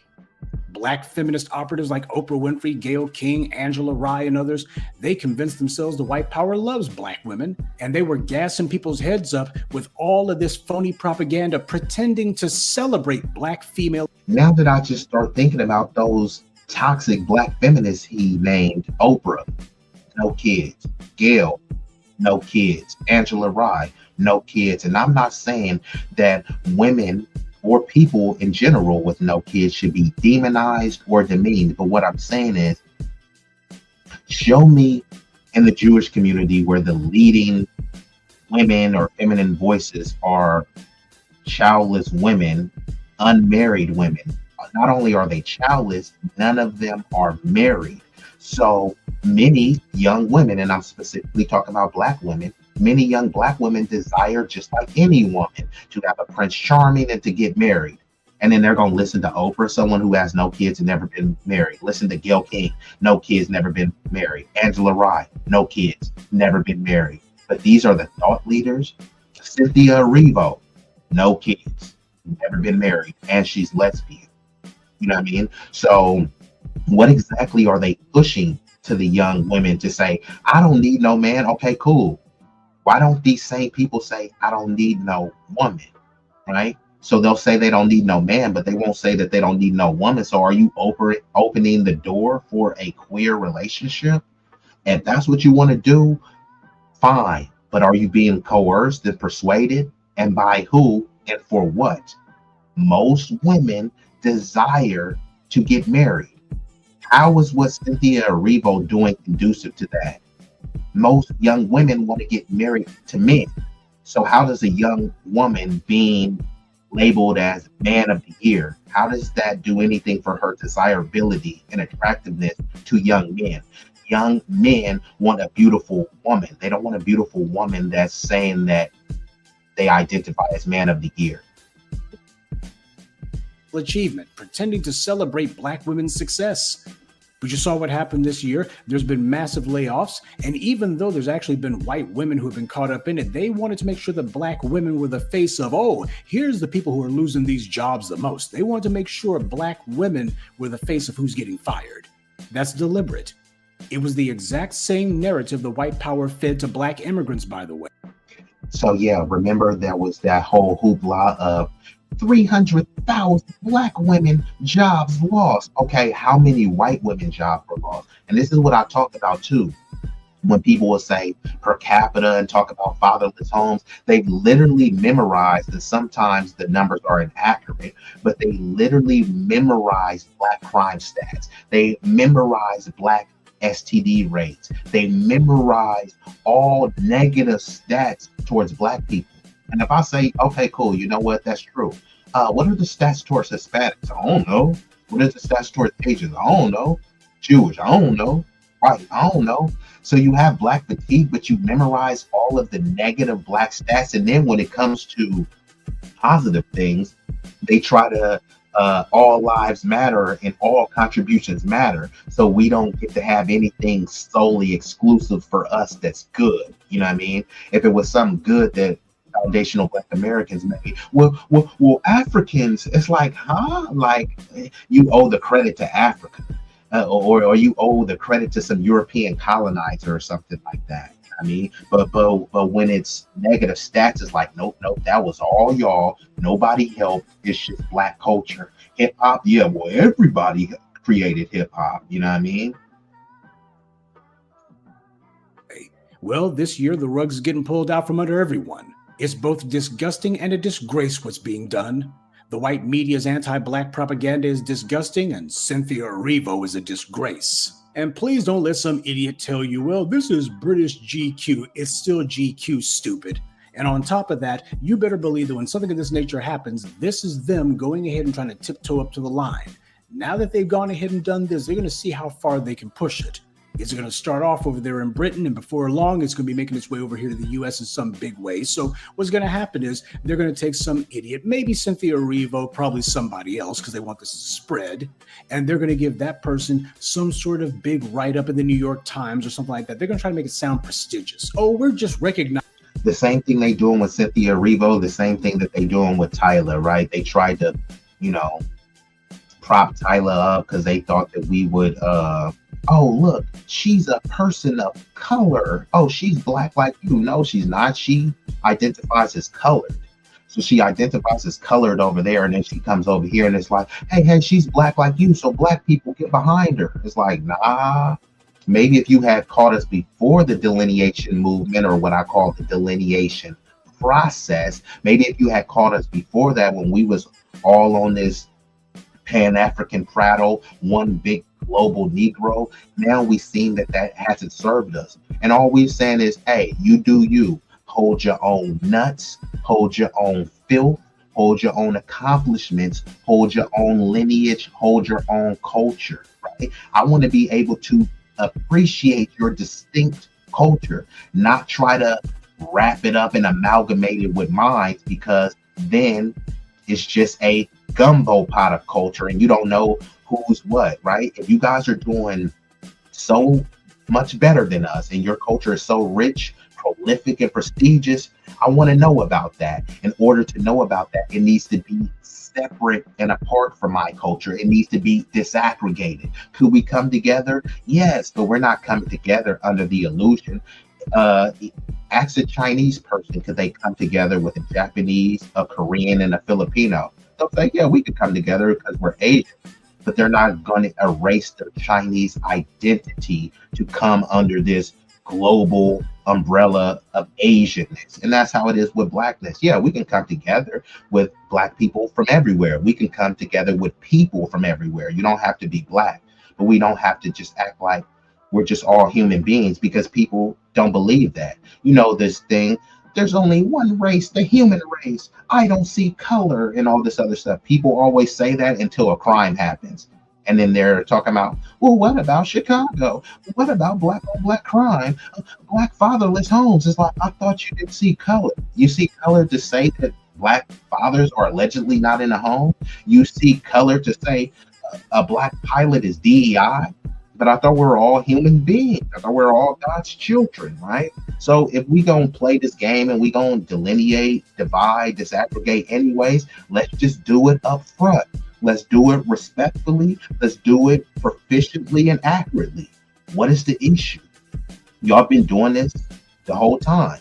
And that's going to lead into my next story.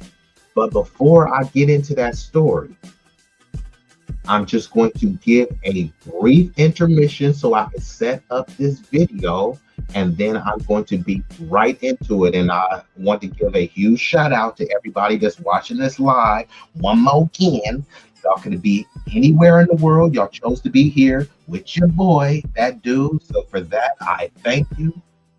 I am grateful. I ain't like Cynthia Erivo and her people. I definitely appreciate it. So while we waiting for me to pull up this other video, I'ma hit you. That was nasty, bro, like a nasty hoe. I got a nasty flow. My baddie, though, is a classy bro. I manager and she escort international exports. I got hardware, my tech support. Really about that business, cause I'm that dude, but you just adore. Used to be on that block, equipped with a Glock. I sold all kind of dope. 10 toes down on the pavement. I send that bitch like an envelope. Enclosed with a love letter. I love cheddar, so I grind hard. I be putting that work in, but I ain't want you no time card. When it comes to being a boss, nigga, I am the epitome.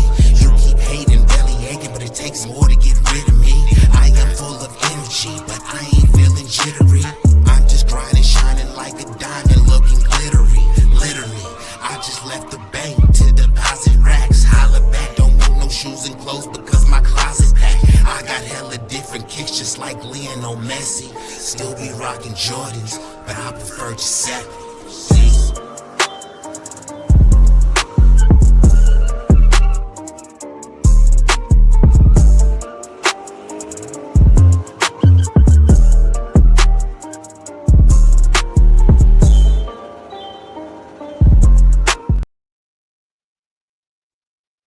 Okay, so we are back active.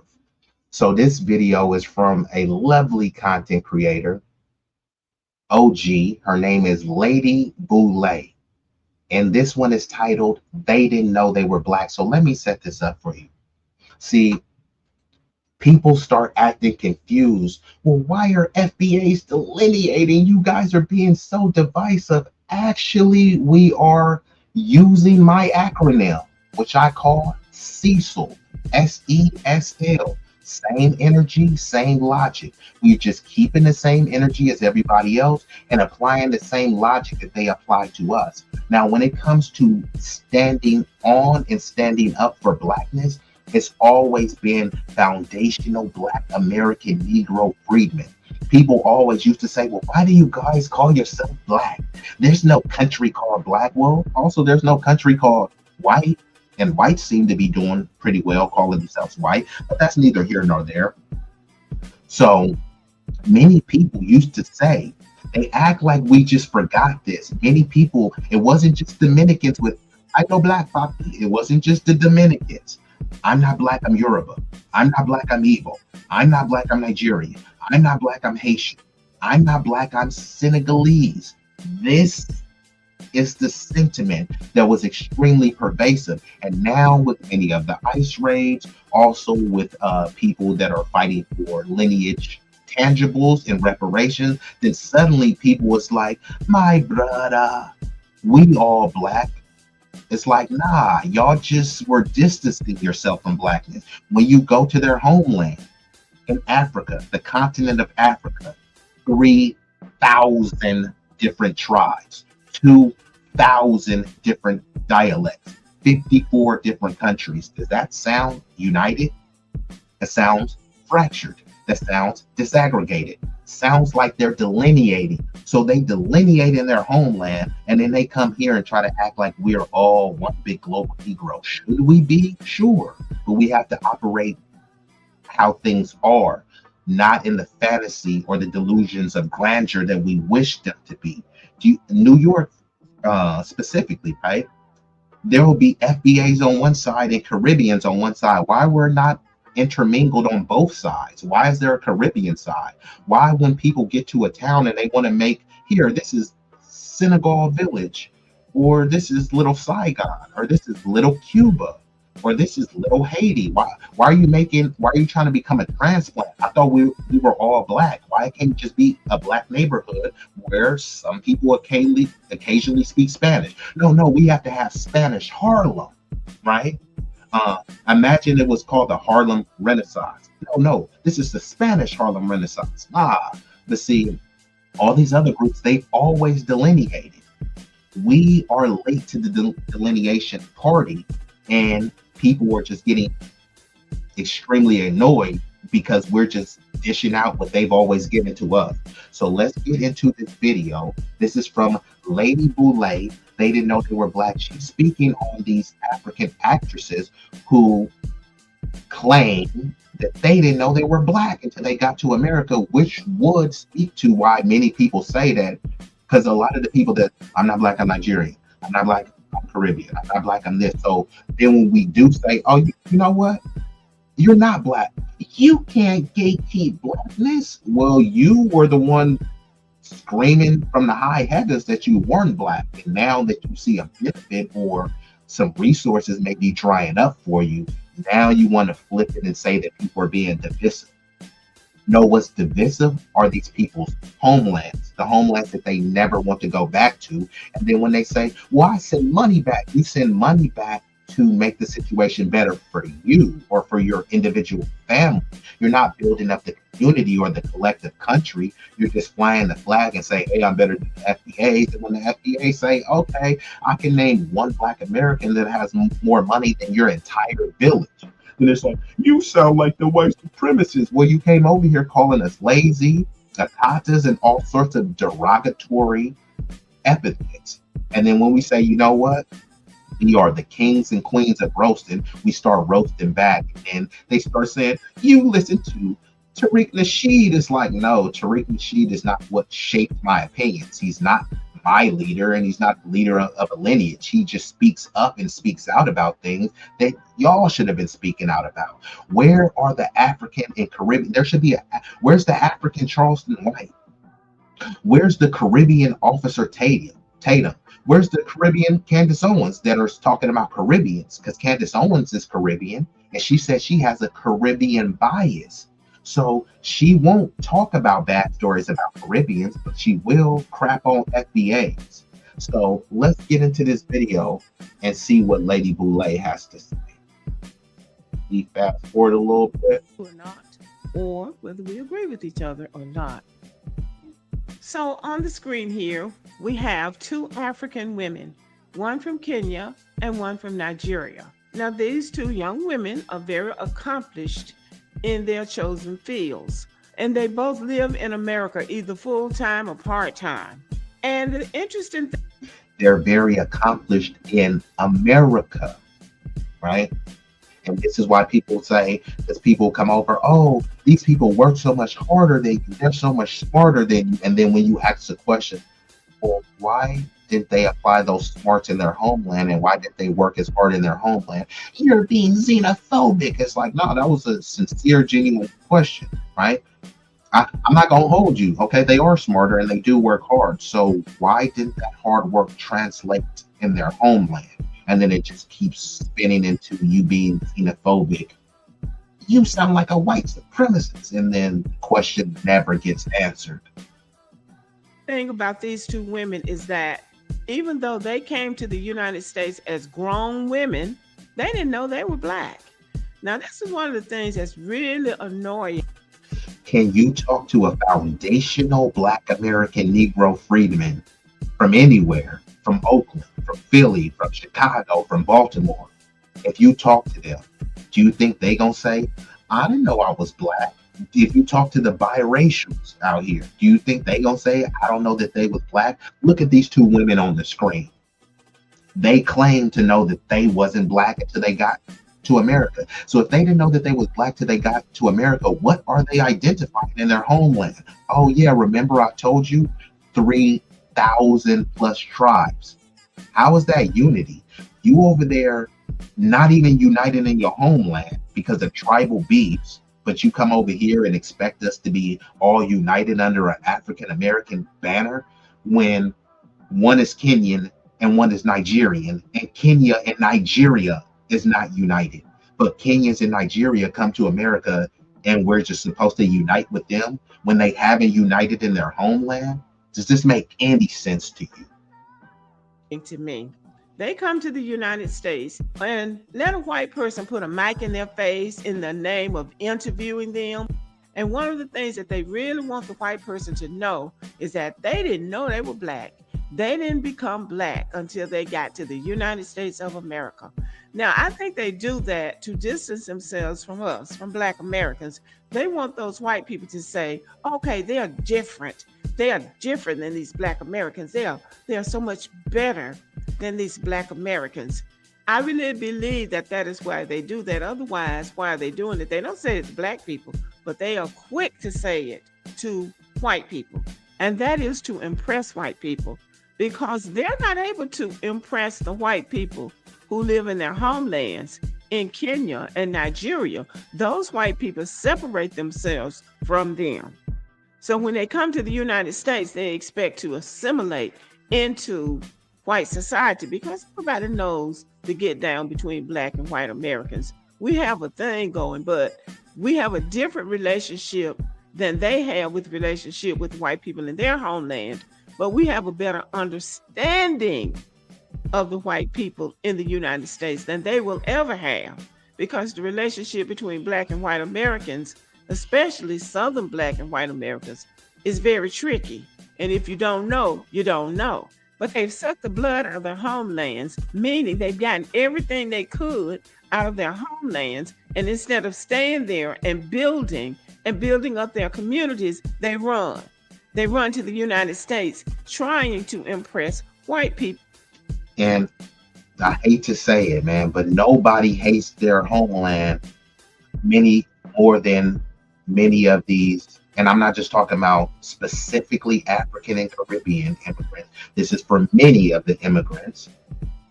But since we're talking about these specific African ones, yes, no one hates their homeland more than these people that flee, because they have no intentions on coming back.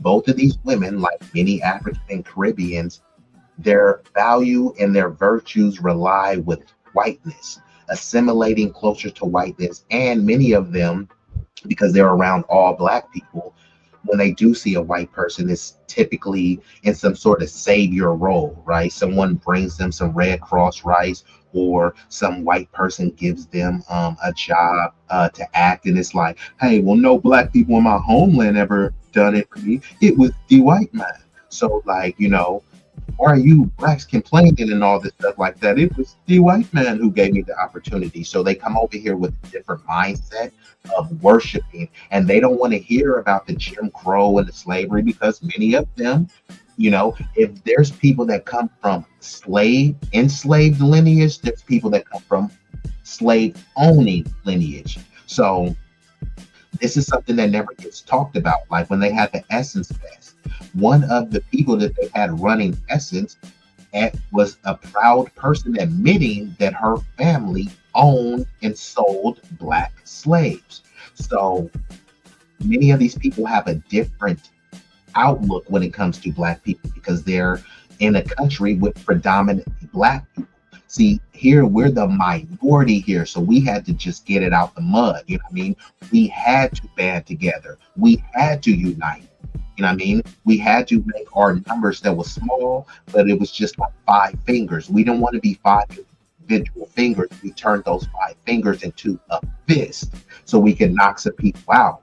But back in their homeland, it's just a bunch of fingers that are scattered and broken, and they're not trying to come together to form a fist. Instead, they're trying to go and look for the nearest white butt kiss. Who might be impressed for a season, but we know how white people are. At a given time, they're going to show you who they really are. But they are hopeful that they're going to make it in America with these white people. They're not able to impress the white people over there, because the white people that are over there in Africa with them know what they are really about. But they get what little education they can and drain everything they can from their homeland. Then they show up here as a bunch of phonies, and then they begin the clown twerking up to white people with their heavy accents to emphasize that they're not from America like those Black Americans, and they are bragging about their degrees. They went to Harvard, they went to Yale, they went to this place, and they made... Yeah, a lot of those people, when they come to Harvard, Yale, guess how they get admitted to those places? Under the banner of being African American.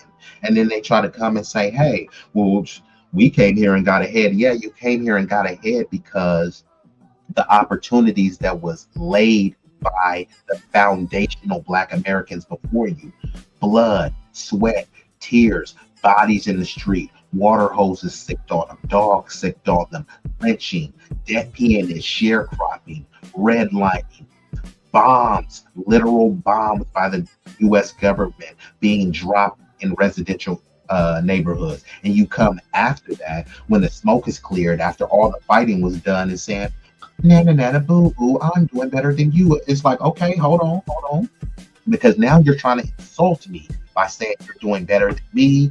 Now, hey, insults begets insults. So how is that degree helping you in your homeland? You're xenophobic. No, seriously, you're so prestigious. You have this degree. How is it helping your homeland? Your homeland is in shambles, which is why you had to come here. You're not all of these smarts, but you're not trying to create industry to build up your homeland. You're trying to build up America, which is my homeland. And then when I tell you that, you don't know who you are. You don't know where you're from. Okay, well, you know who you are and you know where you're from, but you're not there. So what does that even matter anyways? In nothing, and thinking that the white people who are just as phony as they are impressed with them. but they don't know they're Black. But now, the Africans who tell the truth, and there are Africans who absolutely tell the truth about them, will tell you that they are lying. They do know they're Black. They know they are called Black where they came from, because white people are over there in Africa, and everywhere they go, wherever they see anything Black, they're going to call you Black.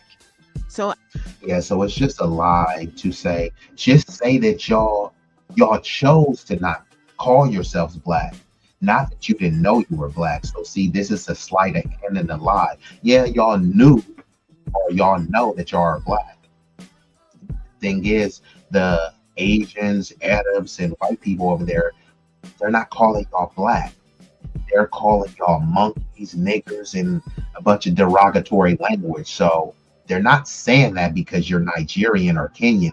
They're saying that because you're perceived as part of the Negroid race. they do know they're Black. They're not doing anything but lying.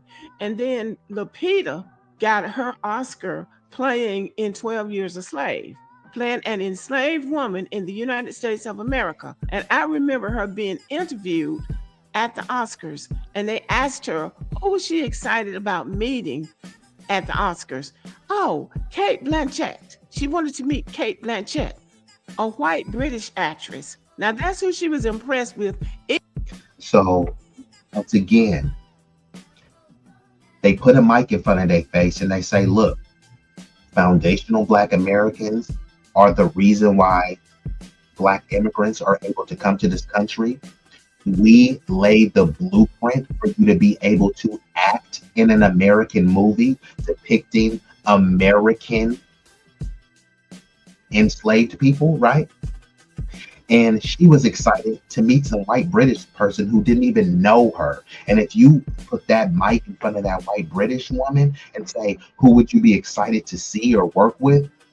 They definitely wouldn't say her, and they definitely wouldn't say a Black woman. And I'm not saying because she's Black, she has to choose a Black person that she would be excited to meet, but it also does show the ungratefulness, right? She's here off the back of Black people, not off the back of the white British lady, because she's not in Britain, right?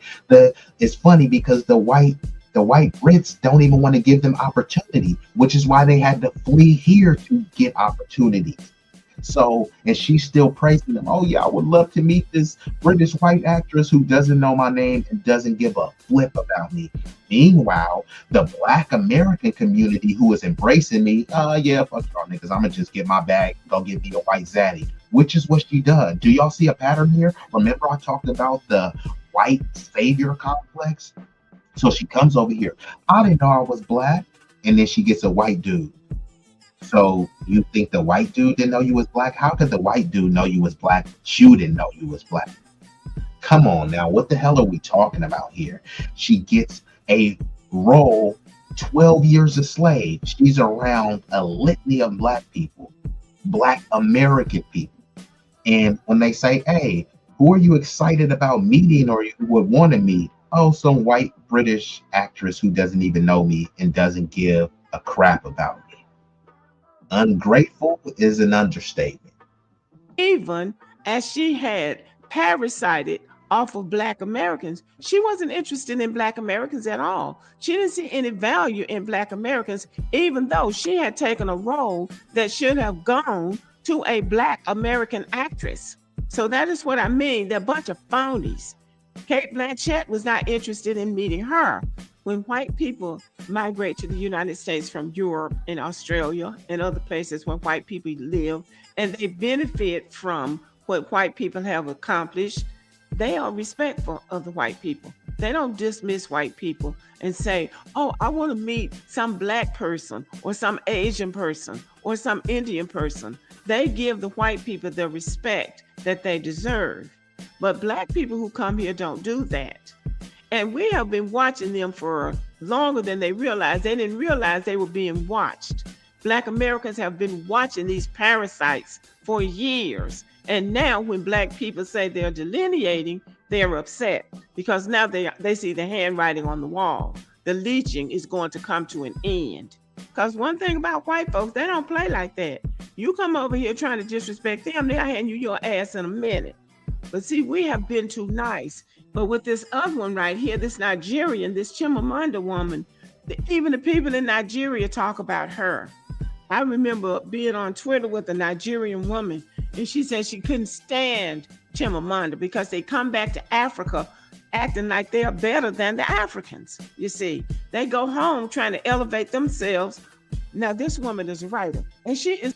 And that's what many of them do. They come over here, leech and tether onto our lineage, extract the resources, and then they do go back to their homeland occasionally. And when they do, it's going back to be some sort of overseer or like, I'm royalty and you should bend and grovel to me. They're not working to change the conditions. They're not working to provide those same opportunity.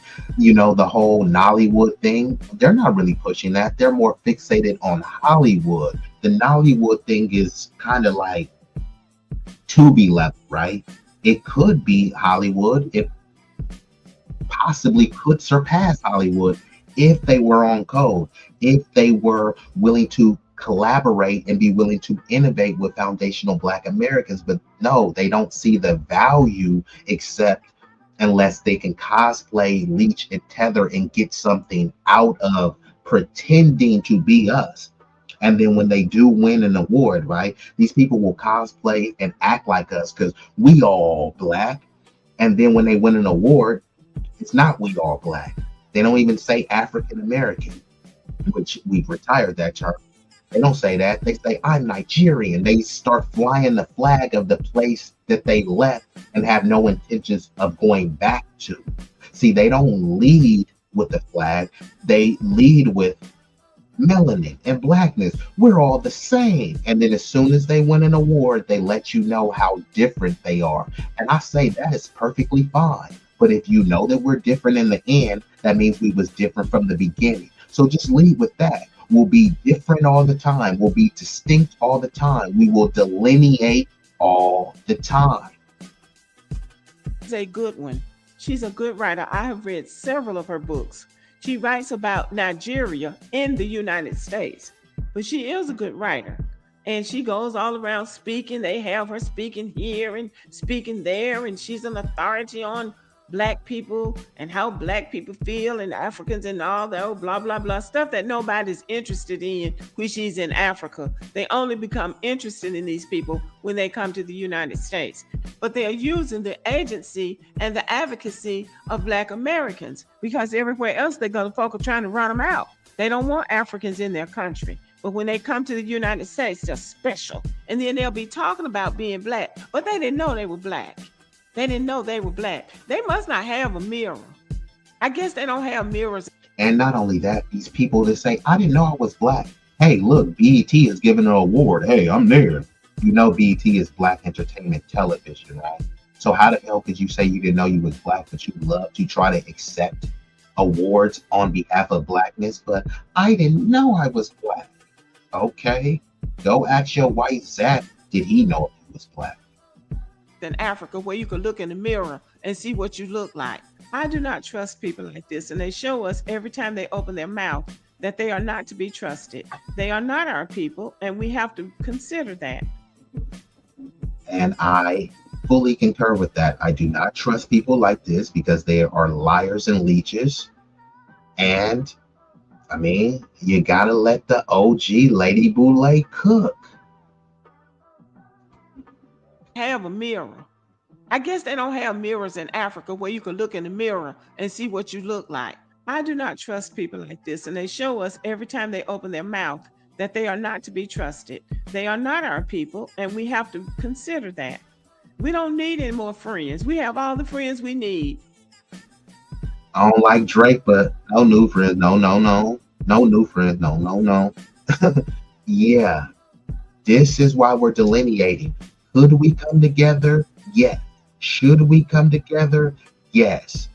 Is it unlikely unless people address the tethering and the grotesque anti-Blackness? Highly unlikely. Because see, we're getting some straightening. This is the information age. This is the age of accuracy. So all of that stuff that people used to just sweep under the rug and was just water under the bridge, no, we're bringing it front and center, and you have to acknowledge and address it. And you're going to have to apologize if you want some sort of reconciliation. And that's just the first step. People don't always have to accept your apology, but if you want to take a step towards reconciliation, you do have to apologize first. Now, there's no obligation for you to do that, just as well as there's no obligation for us to unify and come together. I can't unify with the lie. I can't unify with the tether. I can't unify with someone who is self-hating. You're not unified in your home. Lead by example. You can't tell me that you come from a very divided place and then you come here and you want to preach to me about unity that you didn't practice in your homeland. It's almost like someone that has a filthy, disgusting house, and then they come to your house telling you about, man, why is dishes in the sink and you ain't vacuumed the carpet yet? Like, bruh, you're not really in a position to talk, man. You got bed bugs, roaches, all sorts of pee stains, poop stains on your mattress. Like, bruh, you're not in a position to talk to me about cleaning. Clean up your house first. I'll clean up mine, and then when we come together and unite, we'll both be doing it with clean houses, so we can come from a different, practical, pragmatic state of mind when we're talking about pushing things forward. So if these people are unwilling or unable to address the anti-Blackness, the anti-FBA sentiments in their communities, then what are we uniting for, right? You don't want to go to a Friendsgiving party with a bunch of fake friends, right? What would be the point of that? Like, we're not really friends, right? We're not really cordial with each other. So why are we going to go to this social gathering shindig acting like we're all together? No, y'all have been spending decade after decade talking down on us, saying how that you weren't Black, saying that, we're lazy, we don't have a culture, and then when we do have a culture, it's about violence, depravity, and baby mama culture, right? I say, cool, I'll hold that, even though it's untrue, and I'm being facetious with this, I'll hold that. But that means that I have to point to you about many people in your homeland starving to death, many people in your homeland eating dirt cookies, eating bush meat. In many African nations, the age of consent is 13. So you can be 45 with a 13-year-old. You can be 60 years old with a 13-year-old, and that would be legal because that's their culture, right? So if we want to have these cultural wars and cultural critiques, hey, let's do it. Who we really need to be talking to, not being friends with, but talking to is white people.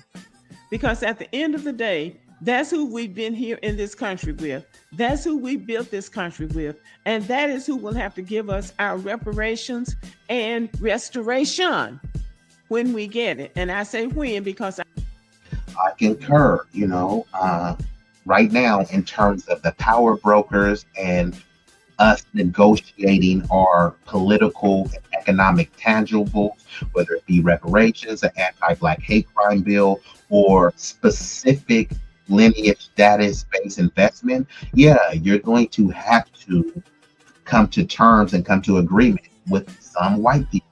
There's not going to be any Caribbean or African immigrants that's going to be able to help facilitate that. And unfortunately, not all, but way too many of them, they work to sabotage any of our restorative, reparative justice, because many of them know that they're immigrants, and they say when it comes to lineage status-based stuff, we won't qualify, and we all Black. If I can't leech or tether off of your resources that I can extract, then nobody gets it.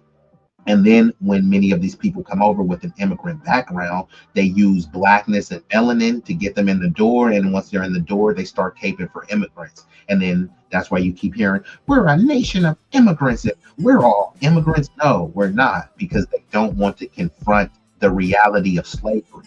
Not every foundational Black American freedman came from some transatlantic slave trade. It's just mathematically impossible. But let's hypothesize, right? Let's just say that all of them, 100% of Black Americans came from Africa.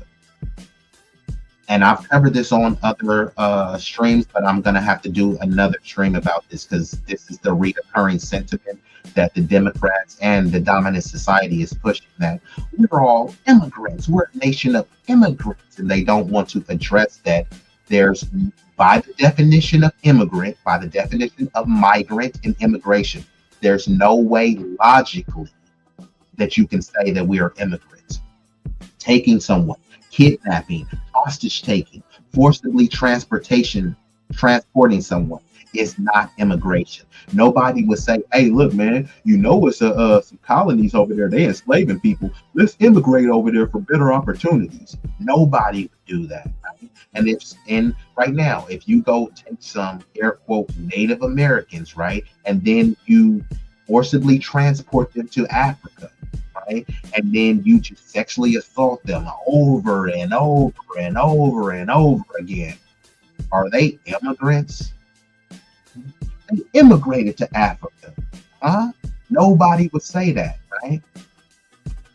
But with us, yeah, because they want to make us comparable to everyone else, then that means that, hey, we don't really owe y'all reparations because y'all immigrated here, and immigration involves agency.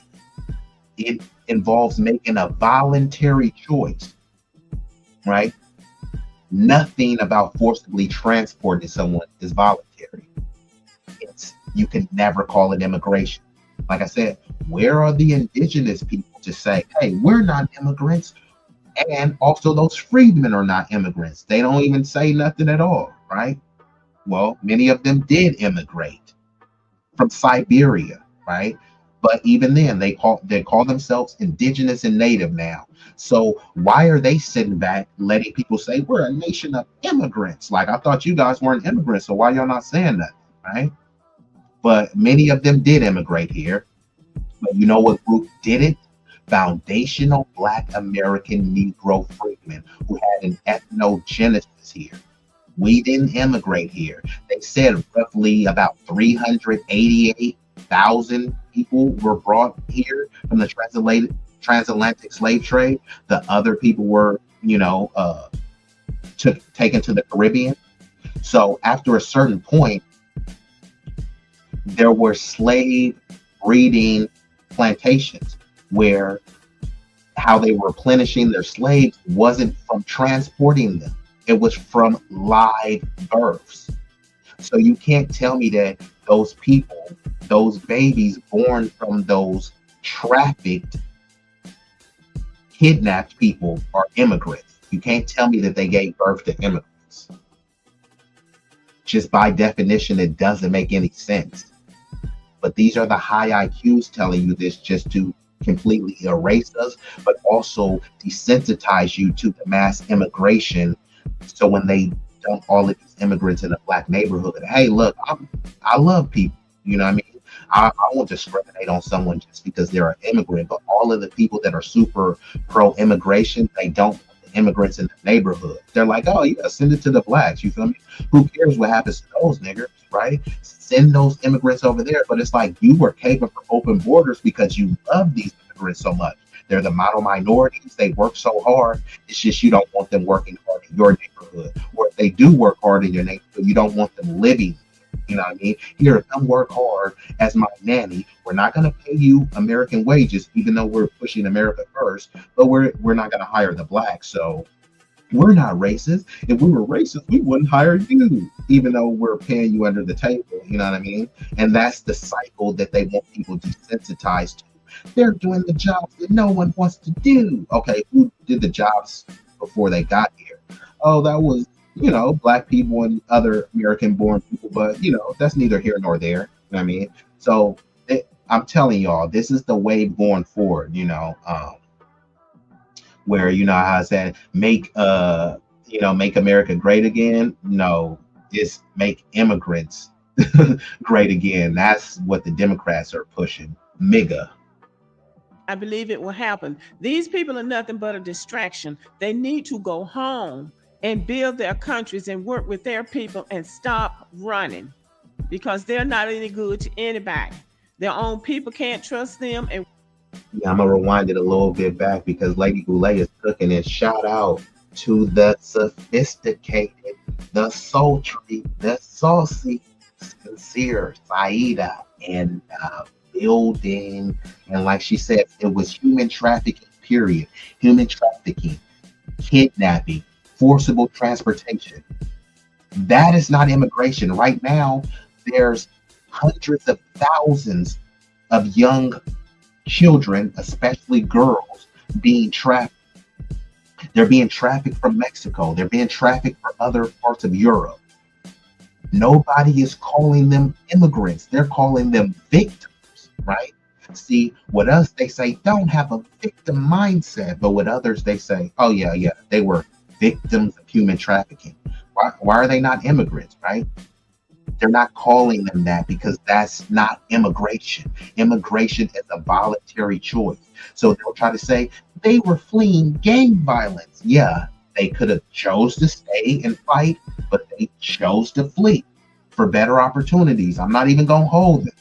That's not the same as kidnapping, human trafficking, forcible transportation, hostage taking. It's not the same. these people are nothing but a distraction. They need to go home and build their countries and work with their people and stop running, because they're not any good to anybody. Their own people can't trust them, and we can't either. I can't stand this. There are good African immigrants. I'm not saying they're all like that, because when they first started coming over here, we didn't see this. We didn't see this. We didn't see the need to delineate. But there is a need to delineate now, because people don't respect us, and they don't respect the struggle, and they don't respect what it took to get this country to the point that it's at without any help from them. They don't respect it, and they don't respect the people. I don't even think they respect white people. I don't think they respect anybody, including themselves. Because anytime you're looking like that and you come over here and see people who look something about like you, and they say we're black, instead of them just keeping their mouths shut, they want to run up to somebody else and say, I'm not like those people, I'm not black. Well, you're not black. And now, I guess y'all have noticed now, so many of them are now trying to claim they're black. Now that Black Americans are saying, no, you're actually not black because you're not from this soil. So you're not black. Now they're claiming to be black. These two, the crowd, their crowd is the crowd that were claiming they weren't black. All of them were saying they weren't black until they decided they were black, because they saw there was no benefit in the United States to them not being black. Because at the end of the day, nobody cares about them being African. Because if they cared about Africa, Africa would be in a better shape than it's in now. Okay, y'all, so thank you for listening. But I'm really not ranting. I'm just stating what I consider to be facts about phonies. Okay, so there you have it. That was Lady Goulet, bringing the heat. I mean, what is there to refute? And like Cynthia says, and more distinctly, it was a pedo ring in a sex cult. Yeah, I hear you. Well, you know what? It looks like I've been rocking out for a couple hours, so I'm going to get ready to shut her down. I've been joined by some illustrious guests, and I do appreciate y'all coming through. Sha Ra King Black came back. Also, OG Patrice, that was a pleasant surprise. Salute to OG Patrice, a very strong woman. Also, Big Rig Slaps, Sunlight, and Sincere, and also the replay gang. Y'all been doing what it do. I appreciate y'all. I might hit y'all with a double header, you feel me? Maybe a little bit later, I'm gonna come back with some.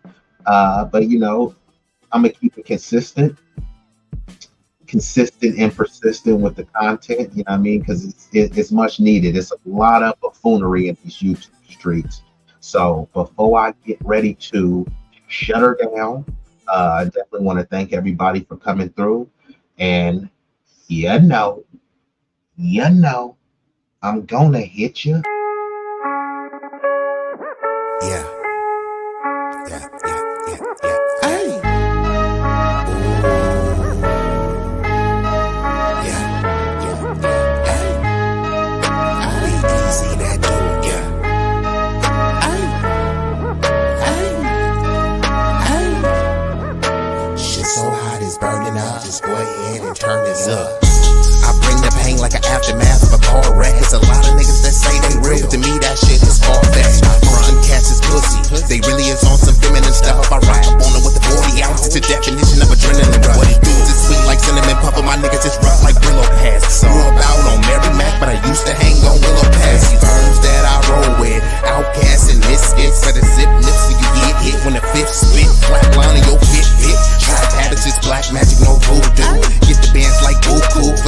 game, they go cuckoo.